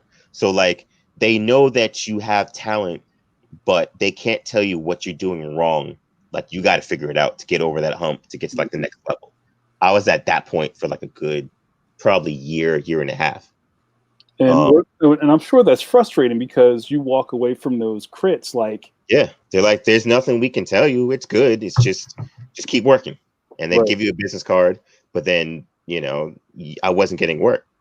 It also depends too on who is looking at your stuff. Yeah. Right. Because at that time in the early 2000s, there had been a real big changeover in like a guy like Joe Orlando could look at your work and say, you're missing this, you're missing that. A guy who is 25, 30 might not, because they don't have the experience as far as telling a story, telling stories in different ways. So I would see that very often where younger editors or assistant editors who are charged with looking at people's portfolios, they would say, like, you need to work on your anatomy. You need to work on your line weight. Yeah. They say like the 10 things everybody says, which may be true or may not be true, but they know to kind of say that. Right. Yeah. And that was my. So I kept working my day job. Just trying to figure out what it was that I wasn't doing right. But at this point, I had created like a good community of friends and like-minded kids who were like all trying to break in at the same time through the message boards. So I became friends with a bunch of people. I became friends with Scotty Young. I became friends with Mark Brooks. I became friends with Sean Murphy. And we were all about the same age and all like right on the brink of breaking in. And what happened was once one person broke in, they'd kind of push the next person's stuff in. Like, well, if you like my stuff, this guy's a little bit similar, and he can give you the same kind of thing, and we actually help each other break in. And honestly, it was just Scotty had a book he was working on at Marvel, his first book, and he couldn't do the last issue because they wanted him to go on to another thing. And he asked his editor, C.B. Sapolsky, who's now the editor-in-chief, he asked him if they could get me on the book instead to help finish it out. And CB asked, and it took me a minute because I kept thinking about that last job that I screwed up, and I was like, I have to do this again. I don't want to fuck this up. But I eventually was like, yeah, all right, I'll do it. I'll do it. And I had a full-time job, so I'd have to, work on my stuff during the day and then work on my comics at night. Yeah. But I got it done, and then that job led to another, and so it really was just having friends in the industry who got me in through the back door. That's what that finally got me in. Well, it's not the portfolio reviews. It was not all the kissing the ass of editors. It was none of that. Networking is such a unheralded part of this business. Yeah. It's key. It's such a big key. Yeah. Yeah, I think also that way of networking that you did was not available to me. Yeah. Because there was no internet or no message board. So my networking was, I met the uncle of Bret was friends with the guy who ran my comic book store. And when Bret came through, I had known of Bret. So through mutual friends, we met, and that was my contact. And through him, that was like an access, because there were no message boards. You would have to go stand in line at a show. Yep. I grew up in Michigan, so I couldn't afford to go to New York, and I always wanted to go to San Diego, but I couldn't afford. We did drive to Chicago, and I remember showing stuff. But yeah, so the opportunity in that time period that you and then there's a lot of guys that were on the drawing board, the old drawing board. I was on it. I was on it. That people talk about often. And that was sort of a rare time because you had professionals and amateurs and the same like right. And it wasn't toxic.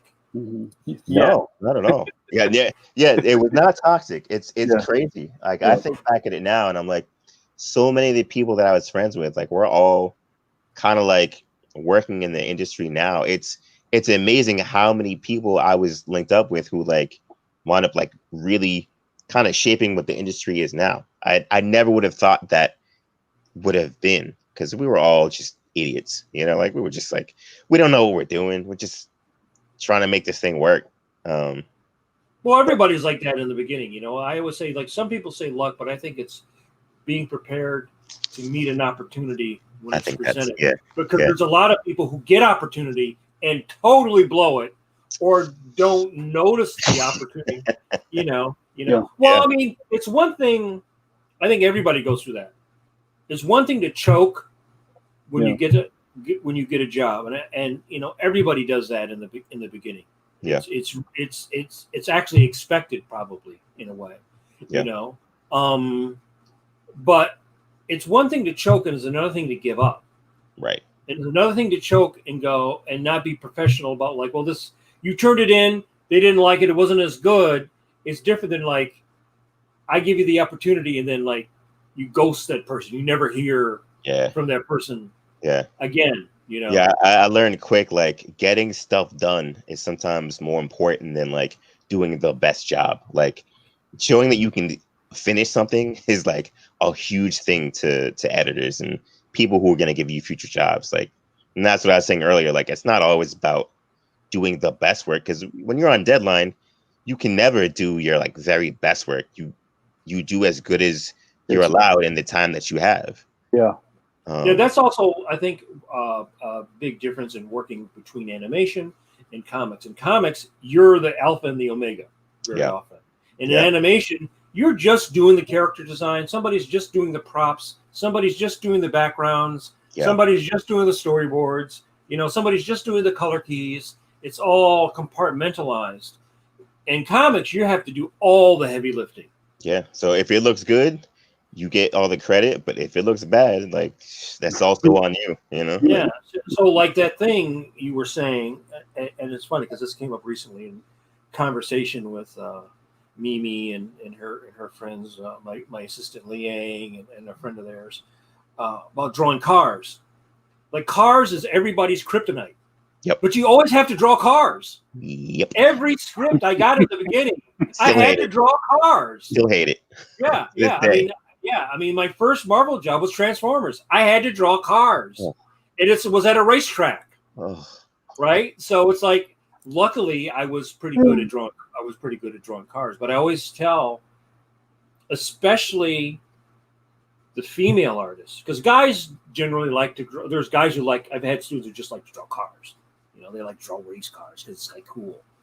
But usually the female artists are really weak at drawing cars and things like that. And I say you gotta lift up because do you find that is still true to this day? Because I feel like things are changing, man. Like I think maybe with this newest generation, but you know, I teach a high school class, and in general, it's rare if you find. There was like one student in the last 10 years who was okay at drawing cars, but she was different than all the other students, right? Okay. It was like that was the one student in the beginning.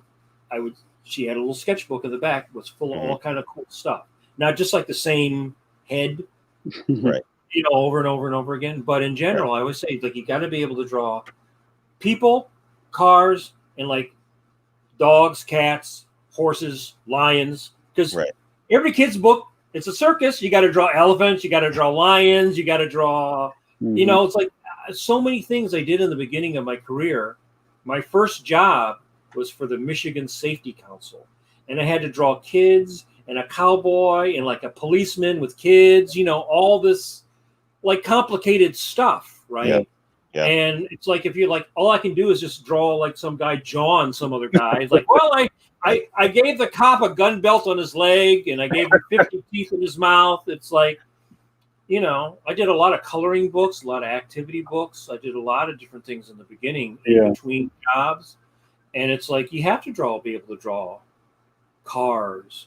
And I think that I always advise the younger students now is like, you've got to be well-rounded because you never know what your first job is. And 9 times out of 10, that job will be something that you're like, oh man, I got to draw chickens.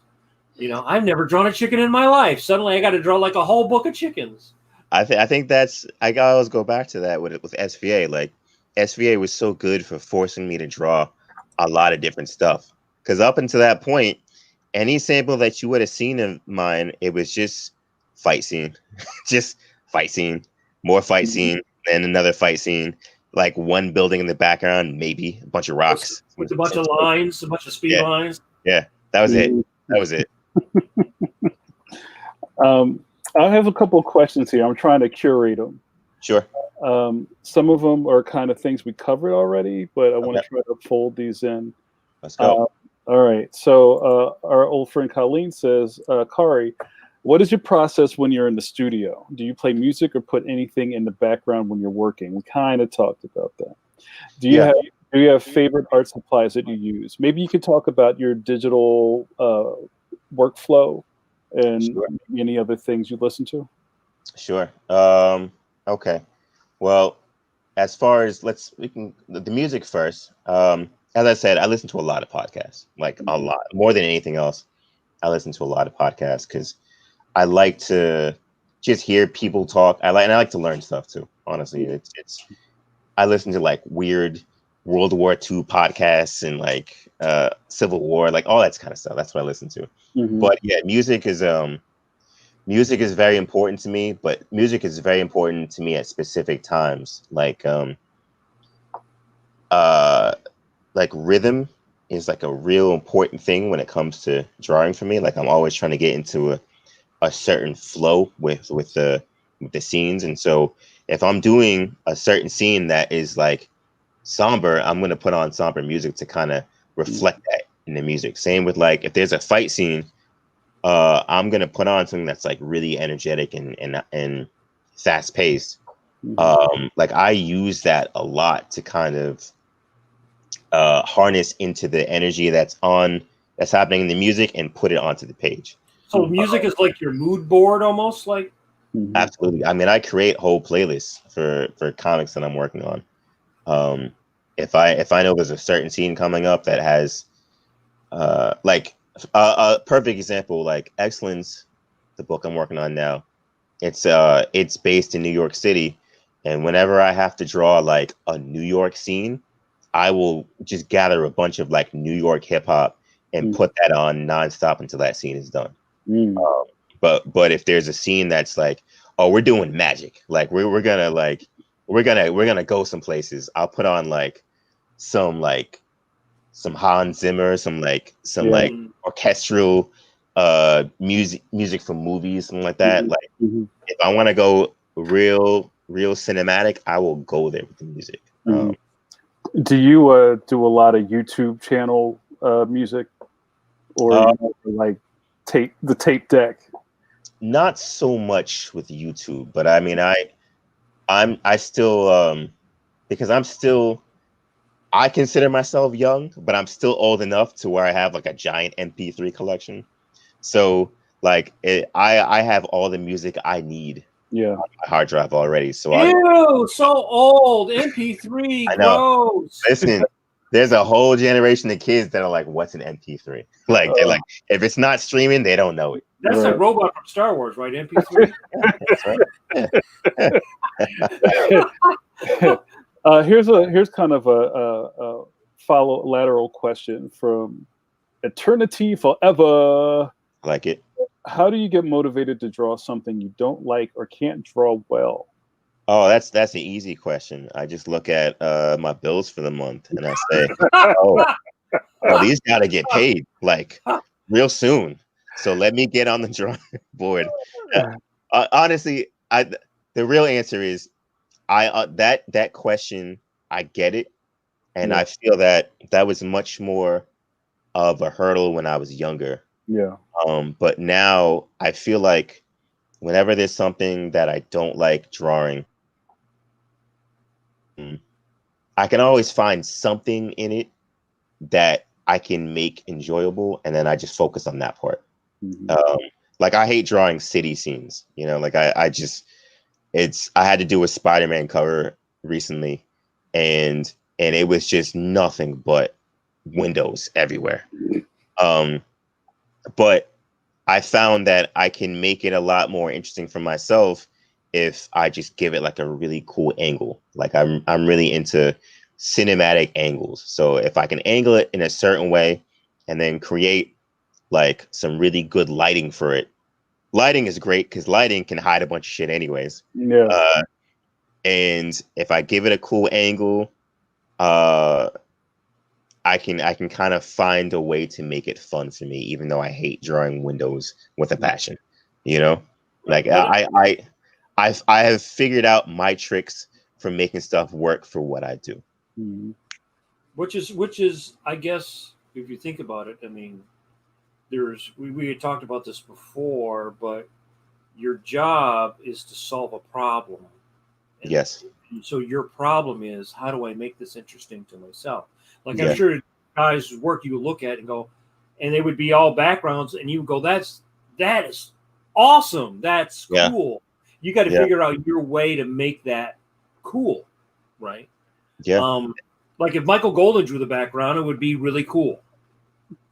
Right. Right. And how do you and that's another thing. It's like, well, I know what my strengths and my weaknesses are. My strengths happen to be energy and giving like a character like a certain level of life, right? And so the hurdle for me was like to stop looking at backgrounds like it's the thing behind the thing. It's like, well, how do I give that background the same life and energy as the foreground characters? And so maybe that's abstracting it a little bit. Maybe it's making the buildings look a little more funky, or giving that car like a little bit of a kind of an edge to it that it wouldn't have in real life. It's like once I find that angle, then it's like, oh, okay, I can draw that now. Because I always think that the really great visionary guys like Kirby would take New York City and he'd stylize those backgrounds. It looks like right, and nobody else's background looked like his background, but it still made you feel like it was New York. Right.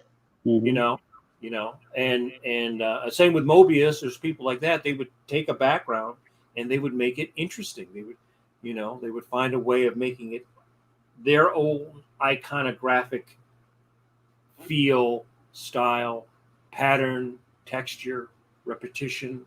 That's literally how I stay employed, which is by like, look, I don't have to be the greatest artist in the world, but as long as I can give you something that nobody else can give you, then I'm gonna be okay. And so I'll make sure that like, I'll create this character for you, and I'm gonna make sure I draw the shit out of that character so that nobody can draw that character as well as I can draw it. Which is maybe not so friendly to the next artist, but hey, man, do what you gotta do, man. All right, here's another one from my buddy Stephen Petrovelli, who's an amazing indie writer. I know him. Stephen says, what's it been like working so close with your friend Emilio in comics, and what do his colors add to your artwork? Thanks, Stephen.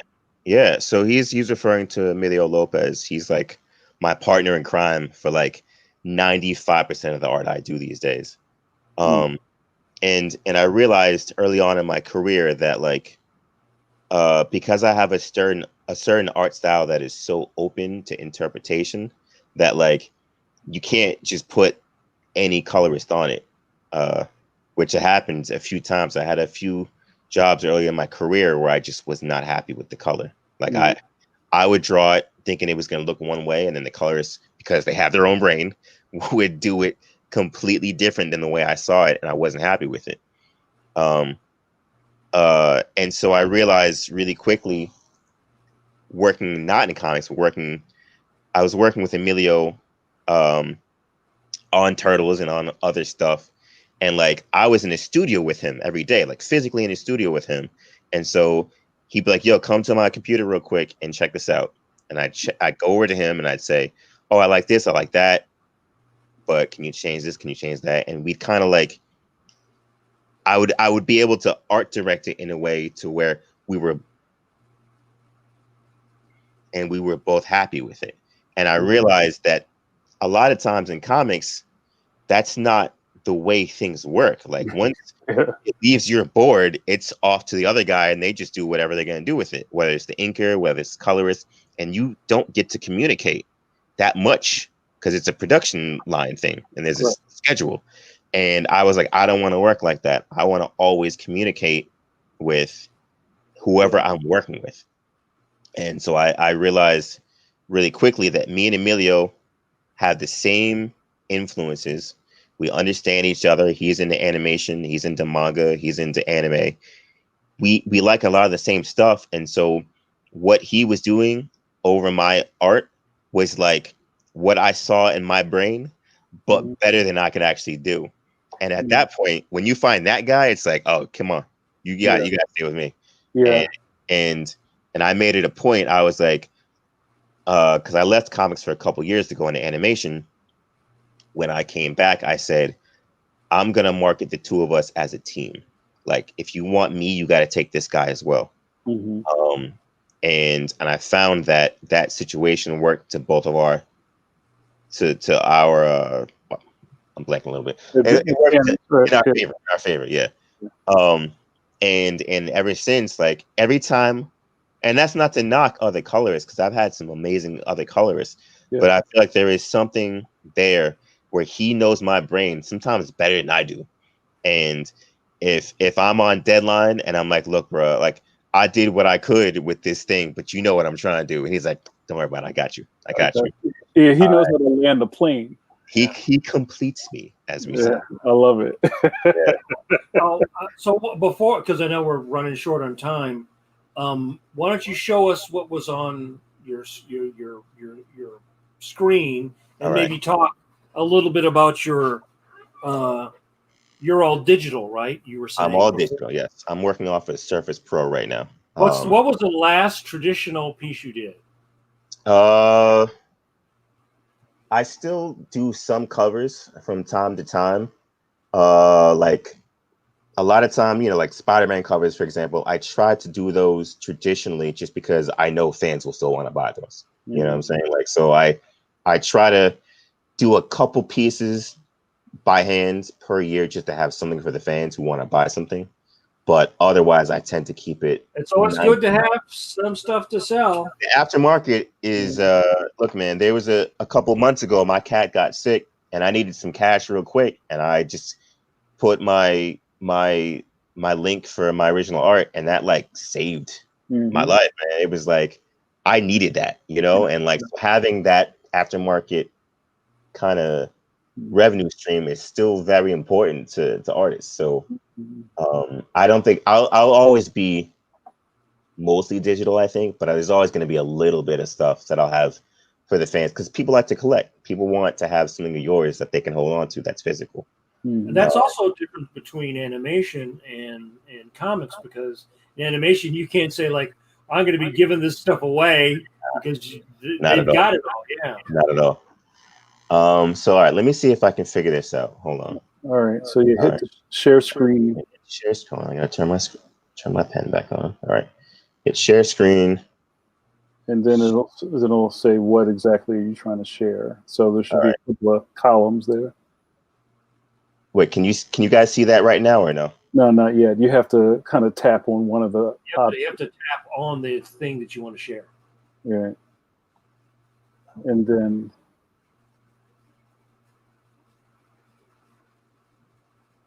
And then probably at the bottom of the screen, there's like a share now.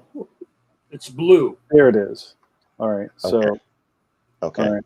There you go. Now you see my screen right now, right? Yes, sir. Okay. So probably not supposed to be sharing this, but figure why not, right? Yeah. Why not? So I'm doing a thing for King Features. It's a Flash Gordon script. And let me just turn some stuff off. So this is the layout for the script right here. It's just one strip. One half tier of a sundae. Yeah. So this is what I'm doing for right now, and that's the layout here. It's all a few different levels of sketching that I build up over time. Once I'm happy with something, I will create this thing right here. So it's a little more opaque. And I can isolate. And I do one more finish on top of that. So this is kind of like my pencils right here. And then I just started inking it. So that is the ink right there for this. Now, I noticed you're working in Photoshop. Did you create a custom pen, or is there a pen that you use? I know this is I don't know. All the brushes and pens that I use are stuff that I made. I use a lot of brushes by what's the guy's name? Is it Friendon? Oh, not Friendon. Okay. Kyle something or other. Oh, there's like Kyle's like Gret Pack or something like that. Yes, yeah. And so all these brushes are. So this is like his manga brush right here, and I like it because I can kind of get. You can see like I said before that I love Klaus Janson, and I like clean inks, but I like sometimes he gets like a little chunky at points, like a little thickness here, and so I just started working on this like maybe an hour before I got on with you guys. So that's where I'm at with this thing right now. I have a layman's question, Kari. So sure. I can tell that your man, everybody's blanking tonight. Your screen, right? Your desktop is a little tilted, and is that for the flow of the way you write and draw? Oh yeah, I do this all the time because it's a touch screen, so I'm constantly using my fingers to like just. I gotta get for me to, especially with inking, for me to get the right lines. I gotta angle to pull a line or yeah. Otherwise, it's just not gonna look right. The canvas. That's what I was trying to say. Yes, the canvas. There you go. Digital canvas. Car, do you work in a lot of layers, or do you kind of like start to shift this down the closer you get to being done? Yeah, I mean, this isn't even a lot of. Wait till you see me start coloring this. It's going to be like 1,000 layers because I'm not as comfortable with color as I am with drawing. Yeah. So to allow myself to make mistakes, I'll have a million different layers for color. But like all this is all just like various, like you can see the buildup. So you have like a gesture to rough it in, and then you sort of sculpt your pencils over that. Yeah. And clean those like, up. It looks like this is this is the very first layer right here. This is like super rough, just for placement of figures and stuff like that. And then I go to a secondary layer that's a little more refined. And this is actually the layer that I sent to the editor. I was like, look, is this cool? Like, are you good with this? And then once they approve of that, you see like this is a step more refined than what I had before, but it's still not there yet. Right. And then, after that, I went to this layer, which is like basically as clean as I need it to get for a pencil line. So I can do this my pencil layer. And then, I just, from there, it's just boom, Yeah. I love it. So that's about it, man. It's just, I got a long ways to go, but you gotta put some steps in before the days are over. I guess I'm always trying. I mean, I know a lot of people work on files that have like, I've seen backgrounds and stuff. They're literally with like 100 layers. And everything's, then they put them in folders and blah, blah, blah. When I do the stuff, I try to keep it as simple as possible and then eliminate. Like I might have like you did have the rough layer, then I'll have the pencil layer. And once I get the pencil layer, I get rid of the rough layer because I keep trying to make it as few layers as possible. But I know that a lot of times in the industry, they want all those layers because then they can endlessly tweak. Yes. But it's like then the thing chugs too after you've got like 100 layers. Your computer's like, no. Yeah. Sorry. That's when I start creating multiple files, because the thing is, a lot of times, especially in comic books, when you have to do the trade paperback later, everyone's like, well, do you have any leftover sketches? And a lot of times I just throw those in the trash. But I'm like, I try to keep some of those around just for the trade paperback. So once I got with the file, I'll actually just create a whole new file and get rid of all the layers before. So it's just like one sketch file, and then use that and go forward and keep the multi-layered file later on for like other stuff. So now how do you back up all your stuff? Because I mean, if you're digital, you must constantly be worried that there's going to be an EMP or a fire in your building, or your cat's going to slip on your keyboard. Right. Yeah. A meteor's going to burst over New York City and fry everybody's laptop. I have multiple things that I like. I have the hard drive on this thing. I have the Dropbox that I share with Emilio, which is like our clouds thing. And then I also have an external 2 terabyte thing that I just ordered a 4 terabyte one that should be coming like tomorrow. So I'm trying to back up stuff constantly, because that's like my greatest fear, which is like things just go awry, which has happened before.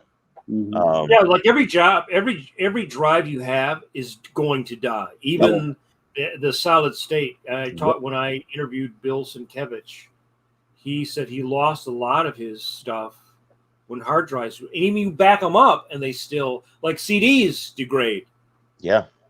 Nobody told you that when you bought them, like that 10 or 15 years later, you're going to start getting bad sectors on the...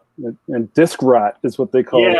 I have so many things from earlier in my career that I put on like zip files, and I was like, well, this is safe forever. And I'm like, how do I access a zip file now? I have a zip drive. Like, I don't know.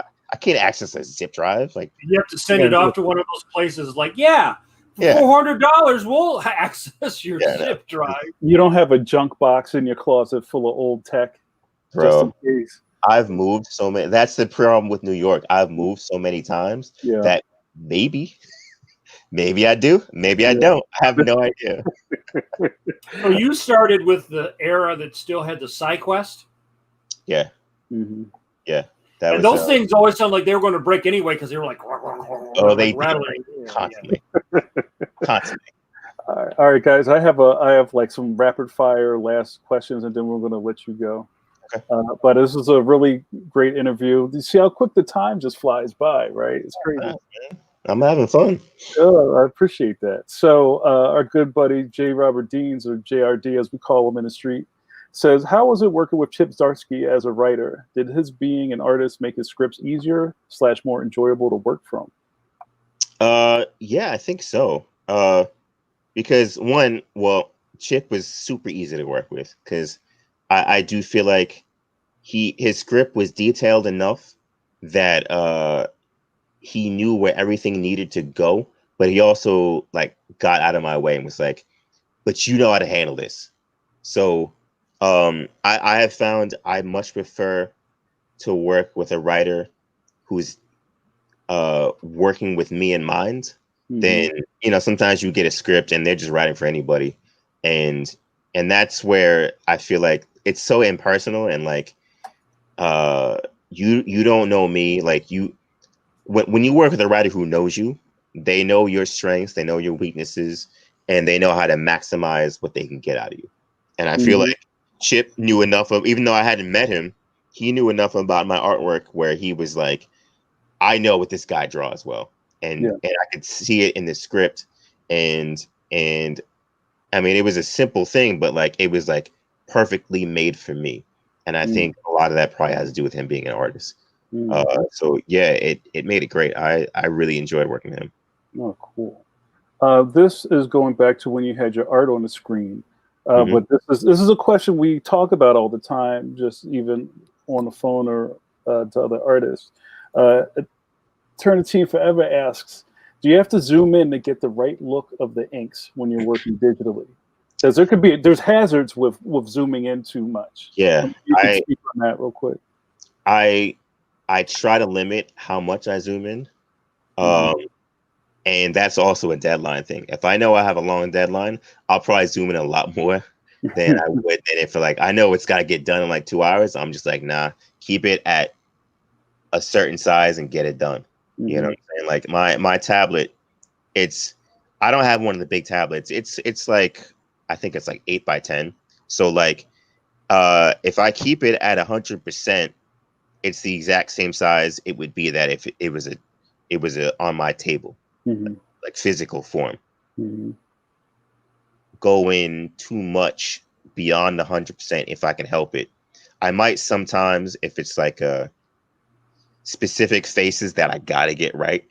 But other than that, any other features, no, I won't zoom in on. I only zoom in on faces because I am very particular about how my faces look. But other than that, I try to not zoom in too much because I know what it's like to noodle forever, and it's not helping anybody. And you know that when this thing comes out, that thing is going to be so small on the screen anyways that it doesn't even matter. Yeah, you noodle on it and you go boom, boom, boom. What? I can't even just see what I did. No one's going to see any eyeball. Yeah. And honestly, it's worse for the art because it makes it look too cluttered. So it's just like, yeah, that's one of the trappings of having super access to art that you couldn't see with the naked eye. Right, the inks get wiggly when it gets too close. Well, also too, all over the place. The other thing is that people who are not the laymen, who are not artists, will blow something up really huge and go, "Well, it looks all jaggy." What? That's it's like no, yeah, but you're seeing it like 9,000%. You know what I mean? It's like when you reduce it, and I see that with the young students because they're like, "Oh, he's zoomed in," but you gotta see. You've got to see everything. Now, if it's something that I know they're like gonna use from like promo, so it's gonna get blown up like on like a giant thing, then I might spend a little more time just because I'm like, I don't want y'all zooming in. I don't like if it's like 50 feet tall, then I don't want you looking at my art. Like, look at this guy. Like everybody's eyeballs in the background. Like, no, you're not gonna catch me slipping like that. you know, it's like all the dirt. Well, I guess that's the other thing is like when you work, I work traditional and I work digital. So digital, you don't have dirt. Traditional, you have dirt. But there's some lines that I can just, no matter what I do digital, I cannot get that line. You know? It's like if sometimes it's even like more like a feeling. So since you started traditional and you were doing traditional in school, then you go into working digital on the job, you still have the foundation of the traditional to guide you when you're doing the digital.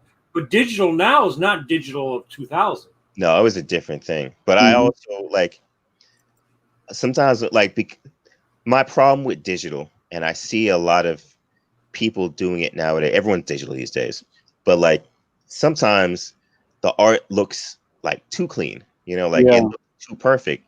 And like I will actually go into my art and like specifically dirty it up some because I still want it to feel like it's from my hands. I don't want it to feel like it's from the program. The one thing I hate is my biggest pet peeve is like when I see art and I can tell what program the person used, what brushes the person used. Like I'm like, oh, I recognize that brush. I know that. Like, and I never want you to be able to tell how I did something. That's Bobby's Big Burger or whatever, or you know. I found that now I don't know if you feel this way, but I would look at all these brush packs and then sometimes I would downline a brush and I would put it in. But it wasn't that different when I reduced it. It would say that it was whatever. And so there was really only two brushes I use now. There's one called the Yeti brush, big Yeti brush, which is like a big, super dry brush. And you press down, it gets real grunchy. And then I use the G pen. And I've tried all these others that are supposed to be different pens, but when I reduce it and I see it, a lot of them are like the same damn pen. Honestly. Yeah. Do you use Clip Studio at all? Or are you a Photoshop guy? Well, for the right amount of money, I will definitely be a Clip Studio guy. We know some people, so we might be able to get you a hookup there. Right? Yeah, we'll talk off camera. Yeah. But in reality, the truth is that like I've done jobs in Clip Studio, and well, before when it was called Manga Studio, I used it a few times. But I've been on Photoshop for so long now that there's a certain comfort level that I have that like I know all the little shortcuts, I know all the little tricks, and like I'm just faster with Photoshop. So while I think Clip Studio is a better program for art than Photoshop is. I think my comfort level, my whole life is ruled by deadlines. So I tend to stick to Photoshop. But that said, I think there's going to come a time when the whole industry uses Clip Studio, or pretty much everyone's on Clip Studio now. So, it's real rap. Everybody. I'm in the minority these days. But I think you point out something that's really important because just like traditional, everybody goes, I prefer this Raphael brush. I prefer this type of pen. I prefer this type of ink. I like this blue pencil. I don't like that blue pencil. I like it 8B or I like it 2B. The same thing is with digital. When you're working, it's all about your workflow. So if every time you're going like, what was that? That button is not where the button was. And every time they put out a new version of these programs, you go through that readjustment, which never helps you on a deadline. It's like, where the hell is that? I know a lot of guys hated when it went from Photoshop 7 to whatever it came after. There was a bunch of guys who were doing digital stuff, and they liked Photoshop 7. I remember I know people who still use Photoshop 7 to this day. Really? Yeah. Okay. I don't know how you do that. You must have like an old machine because the new machine won't run it, right? You don't update your OS. You get quit a lot on those updates. Like, nope, not going to catch me. Yep. There's a lot of, I mean, not to snitch on anybody, but a lot of people who were using Photoshop back in the days, they weren't getting it legally anyways. So they were not trying to update anything because, like, you update too much, all of a sudden your cracked file, your cracked program doesn't work anymore. Yeah, right. You get swatted now for that. Yeah. Well, I heard now that they were saying, like, people who had older versions, they were saying you can't use that anymore, and if you keep using I know on Mac, yeah. On Mac, when Mac updated to like 64-bit or whatever, a bunch of programs that I was using, you just can't use them anymore.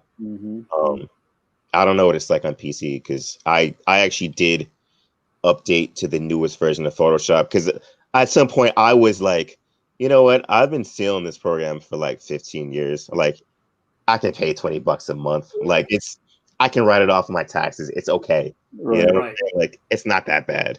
I feel like I owe Adobe at this point. So, and there's something kind of cool about the new Adobe suite where you have access to all of it now. Yeah. Really.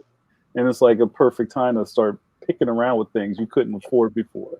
Well, all those brushes that I just showed you guys, those come from Adobe Suite. Like, they come free now. Like, you just download them. And like, it's a ease factor at this point where like it updates all the time. It just does everything it's supposed to, and it just works for me. So that's cool. And I told myself when quarantine first happened, I was like, I'm gonna sit down with Clip Studio and just learn it because I'm like, I got all this time now. And then come to find out that I didn't have any time that I thought I was going to have. So, yeah. Yeah, I'm laughing because I think a lot of people went through that. Like, yo, this is a dream. Take advantage. No. Do you have a backup? Do you have a backup machine, backup system in case something craps out? You could pop right over and. Yeah, I still have. So I'm talking to you via my Surface Pro right now, but also I have a desktop iMac that I use in like emergencies. So before I got this service, I was actually using a Mobile Studio Pro from Wacom. Yeah. And that thing, as good as it was breaking on me like every 6 months. And so I wound up back on my iMac because it was always in for repairs. And that's the only reason why I'm on this Surface Pro now, because I just got sick of Wacom. Yeah, I did a crusty critic review of that Mobile Studio in the magazine, and like it was like almost there, but that thing would get hot. It would get hot. It would get heavy. Yeah. When it worked, man, great piece of equipment. The problem was that thing was breaking on me. Like, it's not meant for the amount of wear and tear that we put on it. Like, actually, I remember the repair guy at Wacom was like, well, have you ever thought about, like not moving it around so much? And I'm like, bro, it's called a Mobile Studio Pro. Like, that's the point. I want to move around with this thing, man. Like, do you have an arm? Yeah, the ergo. Do you have an ergo arm? No, I do not. Okay. So you kind of have the hunch, right? I got the hunch. You got to lean into it, right? Yeah. Do you not have the ergo arm because you don't like having that? You prefer to work? I like working on the go. Like, honestly, like half the time I'm at my apartment, my girlfriend's apartment. She's, I took a car to her place, so I'll just be working on couches, and I like to. Well, before this all happens, I like to travel, so I'd be in couple different, for conventions, I could bring this thing with me anywhere I went. If I went to a different country, I was just good to go. Yeah. I like to stay moving. So I'm not stationary that much. Yeah. Yeah, it makes sense. Because that's what it's supposed to do, right? Yeah. and we'll wrap you up. But even that Mobile Studio Pro wasn't really set up it doesn't have screws in the back of it for the arm. Yeah. Yeah, there was a guy that made a gimmick for it, but yeah, it's not even supposed to do that. All right, I could talk to you all night, bro. This has been really exciting. I appreciate it, man. This has been fun for me. All right, well, we're going to wrap this up. We had a really great time talking to you. Thanks for sticking it out. I thought we were going to get a little wavy at the man, this is great. All right, awesome. So where should people look you up? I'm on social media, man. Like my social media is always just at KHARY Randolph, whether it's on Instagram, whether it's on Twitter. I would say honestly, don't hit me up on Facebook because I don't. My Facebook it's at its capacity right now. Like, but hit me on Instagram and Twitter. I'm happy to like talk to the fans and whoever if you have questions about process or comics. I like being on social media for the most part. For the most part. Do you have any books coming out this week or next week or in the super immediate future? Our monthly book is Excellence. Excellence comes out every month from Skybound and Image Comics.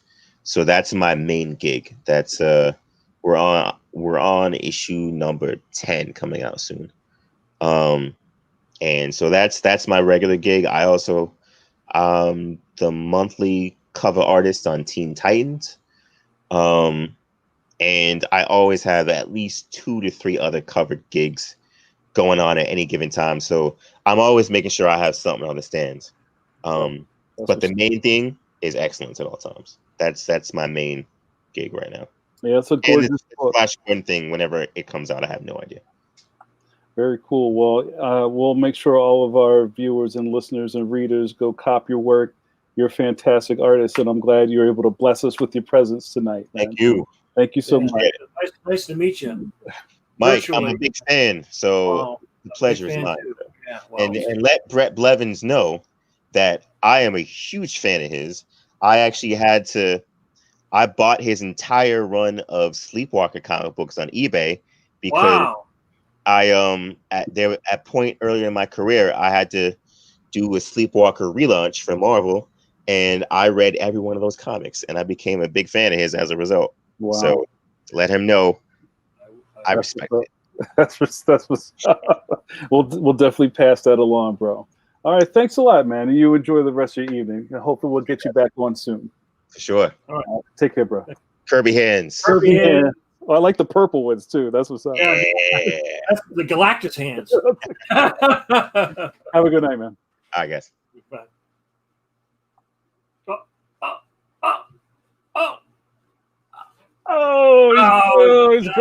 He was holding on to the edge, and I kicked his hands out from my door. Goodbye, Spider-Man.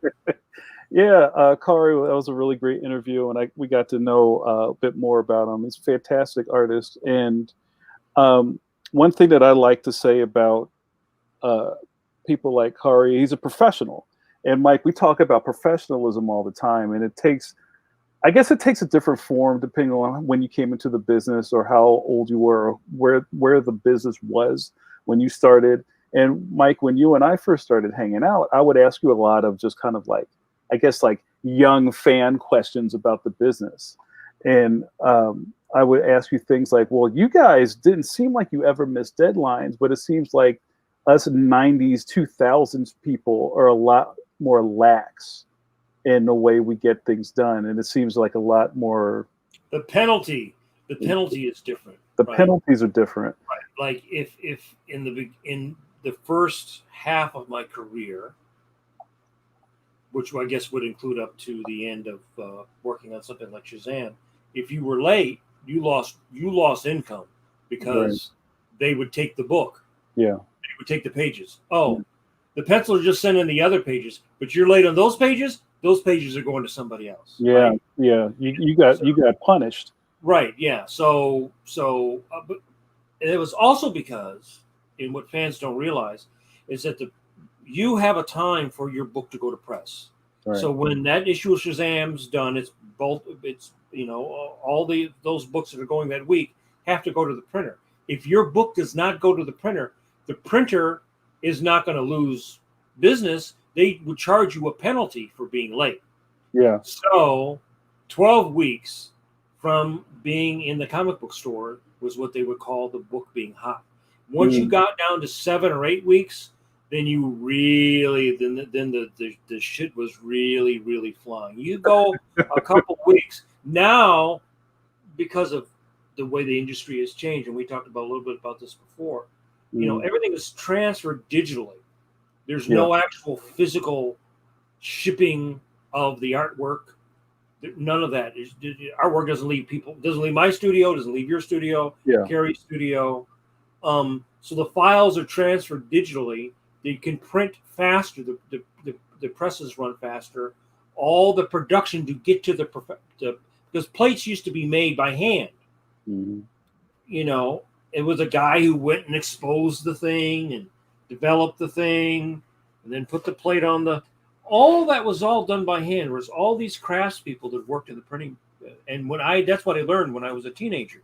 I learned to do all that kind of stuff, like how to shoot your artwork, how to develop your film, how to put your film on the plate with the chemical. I learned all of that. So there was a whole industry of guys who just like were doing different parts of those jobs. Right. The computer now makes the separation. The computer now makes the plates. Now they have digital printing. Yeah. Right. So just even the way the stuff is printed can be high enough quality with the digital printing sometimes. So all that changed, and as a result of that changing, your deadline changed. But in the old days was, if I turned in my book late, they gave the other issue away, or they gave it away to somebody to ink, or they gave it away to somebody to pencil. And that might mean that you would lose money, but then you'd also get a rep of the guy who couldn't finish. You couldn't finish. Don't be that guy. Right. And so everybody would know that there were people who were really good but could not finish. Right? So, and even with KHARY's example, like he's doing monthly work. Like, and monthly work is exactly what it sounds like. It's monthly work, and there's not a lot of space for error. Right. So, you find out quickly there's a lot of fantastic artists out in the comic book ocean, but not all of them are made to do that kind of heavy lifting. Yeah. And the other thing is, you always have to remember there's somebody out there right now who wants your job. like right outside. There's somebody there, we were talking about the little right now. Any job you have, there's somebody who wants your job. Yeah. If you're 20 years old and you're working at Netflix, you fuck up, somebody's going to take your job. Yeah. And somebody wants that job more than you want the job. Right. And so, the only people that might be safe, the safest people would be like a Jim Davis, a newspaper strip cartoonist like Charles Schultz. He's the only one or Gary Trudeau, he's the only one. And then Jim Davis became rich enough that he hired up everybody else to draw Garfield, and he doesn't draw Garfield. But your security comes in, you got to be good and dependable, like we were talking about, or you make something that nobody else makes. Yeah, right? That's important. Right, because now bottom line is there's a lot of people that all can do stuff, and depending upon the show or what your job is, the style of the show, there's other people who can just fit. Like on Family Guy, as I'm using a show as an example, it's not an artistic show. It's not about the art. You can have 500 different people draw Peter Griffin pretty much just as good, right? So if you're working in that kind of a system,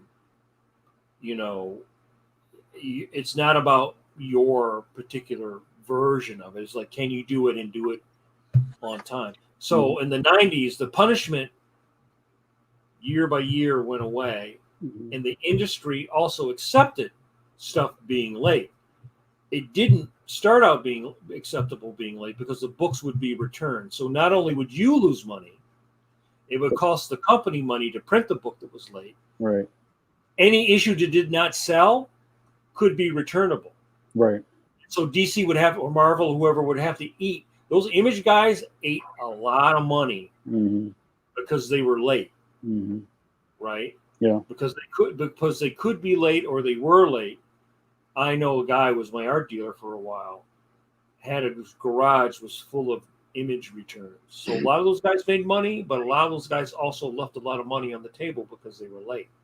Well, and one other part of that, just so we can wrap up on an interesting note, is the lateness kind of has crept across the industry, like I don't do monthly comics. That's not my gimmick. But I know enough people, and you do too, who complain about different parts of the system failing along the monthly run. Like writers do half the script and turn that in. So one guy's working on penciling then half the script, and then where's the other half? But I can't letter anything because it's not even here yet. So like there's so many kind of like shaking wheels on the bus. Right. And then the colorist and the letterer have to eat at the end. They have to eat to pick up everybody else's time, right? Mm-hmm. That's why many colorists have several assistants. People are like flatting and doing all these things because they got to be able to produce so many pages a day. Like, oh, I got the book Friday, it's got to go Tuesday.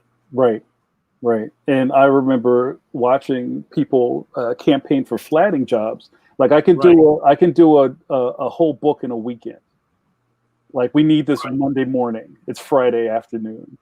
Right. Yeah. I think the difference is because film costs more to make a cartoon. Yeah. There's hundreds of people, involved because what we see the people here, but there's a whole studio overseas that's doing it. Right. We do it all here, and then we send it all over there, and it's animated, and you got all the people over there. And there's people over there that don't even get credit.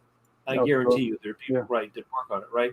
Yeah. So because there's so many hands that got to pull the chain here, and this person's got to pull the chain, they cannot afford to have the production get bogged down in a way that because it's not one person or three people. Right. It messes everybody up. Yeah.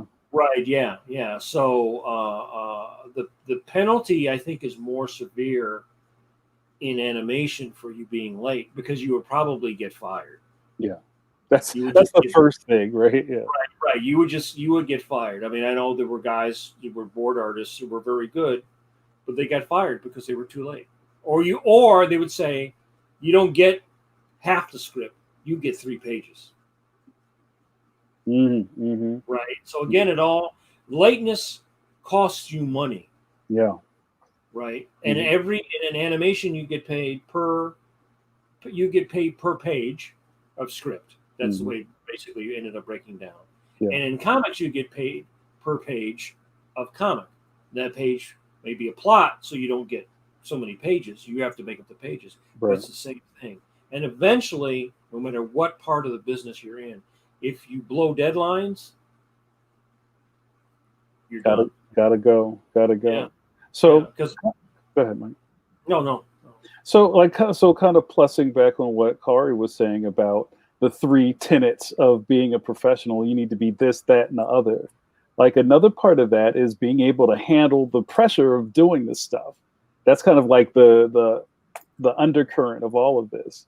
So, you may be a fan of this fantastic artist who can only do a book a year, or screwed up so many deadlines on interiors that they just give them covers once in a while.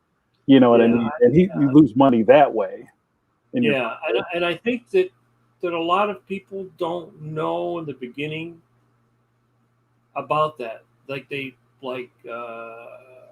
don't know that they're really like the fine artist, not the commercial artist. Mm-hmm. And they find out in the process of like not being able to do the job.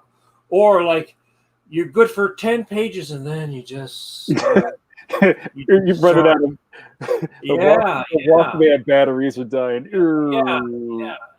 That's one of the things I as an older artist teaching younger artists, that's the thing I always try to get people to really pay attention to that, because it's not wrong to be the other kind of artist, right? It's not wrong to be a fine artist. It's not wrong to be the artist that's slow. That's just you. Yeah. But what's wrong is trying to fit you on a job that's not going to work for you or the employer. It just ends up being an unhappy experience for everyone. And, you can say, I want to be an animator, or I want to be a storyboard artist, or whatever. Then it's on you to make sure that you have to suck it up in order to be able to do it. It's not on the employer to customize the job for your enjoyment. You know what I mean? They go, it's like, I need this thing done in a certain time. Can you do it? Yes or no? Yeah. Right. Yeah. And, everyone's late every once in a while. That's life. But if you are just the person who just runs out of steam after 10 pages, and I got to go play video games or whatever else. Mm-hmm. You're just setting up a situation where you're going to be unhappy, and then you make a bad rep at a company, and those people travel. That's the other thing. Everybody you work with now, people that KHARY was working with in 2000, he still knows those people. Mm-hmm. They still know him. Mm-hmm. The people I was working in 96, they still know me. Yeah. The business isn't that big. And I trust somebody's on the phone talking about you right now. That's right. That bastard Manley. Trust me. All right. On that note, we're going to wrap up. Thank you guys for hanging out with us tonight. This was another banner episode. I want to give a plug for our Wednesday guest. Our Wednesday guest is going to be the publisher of Iron Circus Comics, my very old pal, Spike Trotman. Everybody knows Spike. Spike has become a firebrand of Kickstarter. Was an early developer, not a developer, what do you call it? An early adopter of Kickstarter, and has been publishing books in other people's books as a publisher for years and clearing lots of money doing that, and has basically created a new avenue for a lot of comic artists through Kickstarter. She's a very well-read and well-learned creator and creative, and I'm looking forward to talking to her and picking her brain on Wednesday. So I hope you guys join us for that. We should also talk about some of the people we've got coming up in the next couple of weeks. Sure. We just confirmed that Tony Bancroft will be a guest. Yes, sir. The two, he and his brother Tom do the Bancroft Brothers podcast. He was the co-director of the Animal Crackers. Mm-hmm. He's a great Disney animator. Mm-hmm. Then we have Bob McLeod coming on. Uh-huh. Terry Beatty coming on. Uh-huh. Mike Avon Oming's going to be on soon. Right, yeah. So we're lining up people all the way through September. We're in where are we at? We're about to hit October soon. Right, So we're circling the planes, trying to get people to confirm, which is always the hardest part. Yeah. And everybody will say no, and then everyone goes at the same date. Right. Yeah. Everybody can do the 23rd. Right. Yeah. Right. Yeah. So, all right. Well, I'm going to go get prepared for Wednesday. I'm very excited. And to get prepared for Cosmo. I see Cosmo back there. Oh, yeah. There we go. The dog's coming in. So thank you guys so much for tuning in again. If you are not a subscriber on our YouTube channel, please go ahead and do the subscribe and smash that bell or whatever they do over there. And on Facebook, I hope that you are liking and following the channel, and also signal boosting. Signal boosting is the only way we're going to get the word out about our spectacular podcast. So don't keep it to yourself. Don't hoard it. You got to share it. Share the love, Mike Manley. That's right. That's what we're doing. Mm-hmm. Yeah. Right. We're not hoarding our friendships or our experiences or our knowledge. I think that's the benefit of the technology, is it allows us to do that. In fact, it reminds me, just before we go, somebody was saying that somebody on Twitter was saying that somebody was charging people to review their portfolios. What? Yeah. I guess that's a new hustle, huh? Yeah. And like, if you pay, you get your portfolio reviewed, I guess, faster. And I've never charged anyone ever to review, and no one has ever charged me. That's just like a pay it forward part of a business. Yeah, exactly. Yeah, that's ridiculous. But so this is our pay it forward. That's right. We pay it forward with your love of the craft and also our networking. So I'm very excited, and I'm glad that you guys are checking us out every week. So we'll see you back here on Wednesday. For my good bud Mike Manley, I'm Jamar Nicholas. Have a good night, and you know what to do next. Wash your hands. And I like Kirby hands. We got to start doing that. Kirby hands. I don't know how Kirby. Wash the Kirby hands. Have a good night, you guys.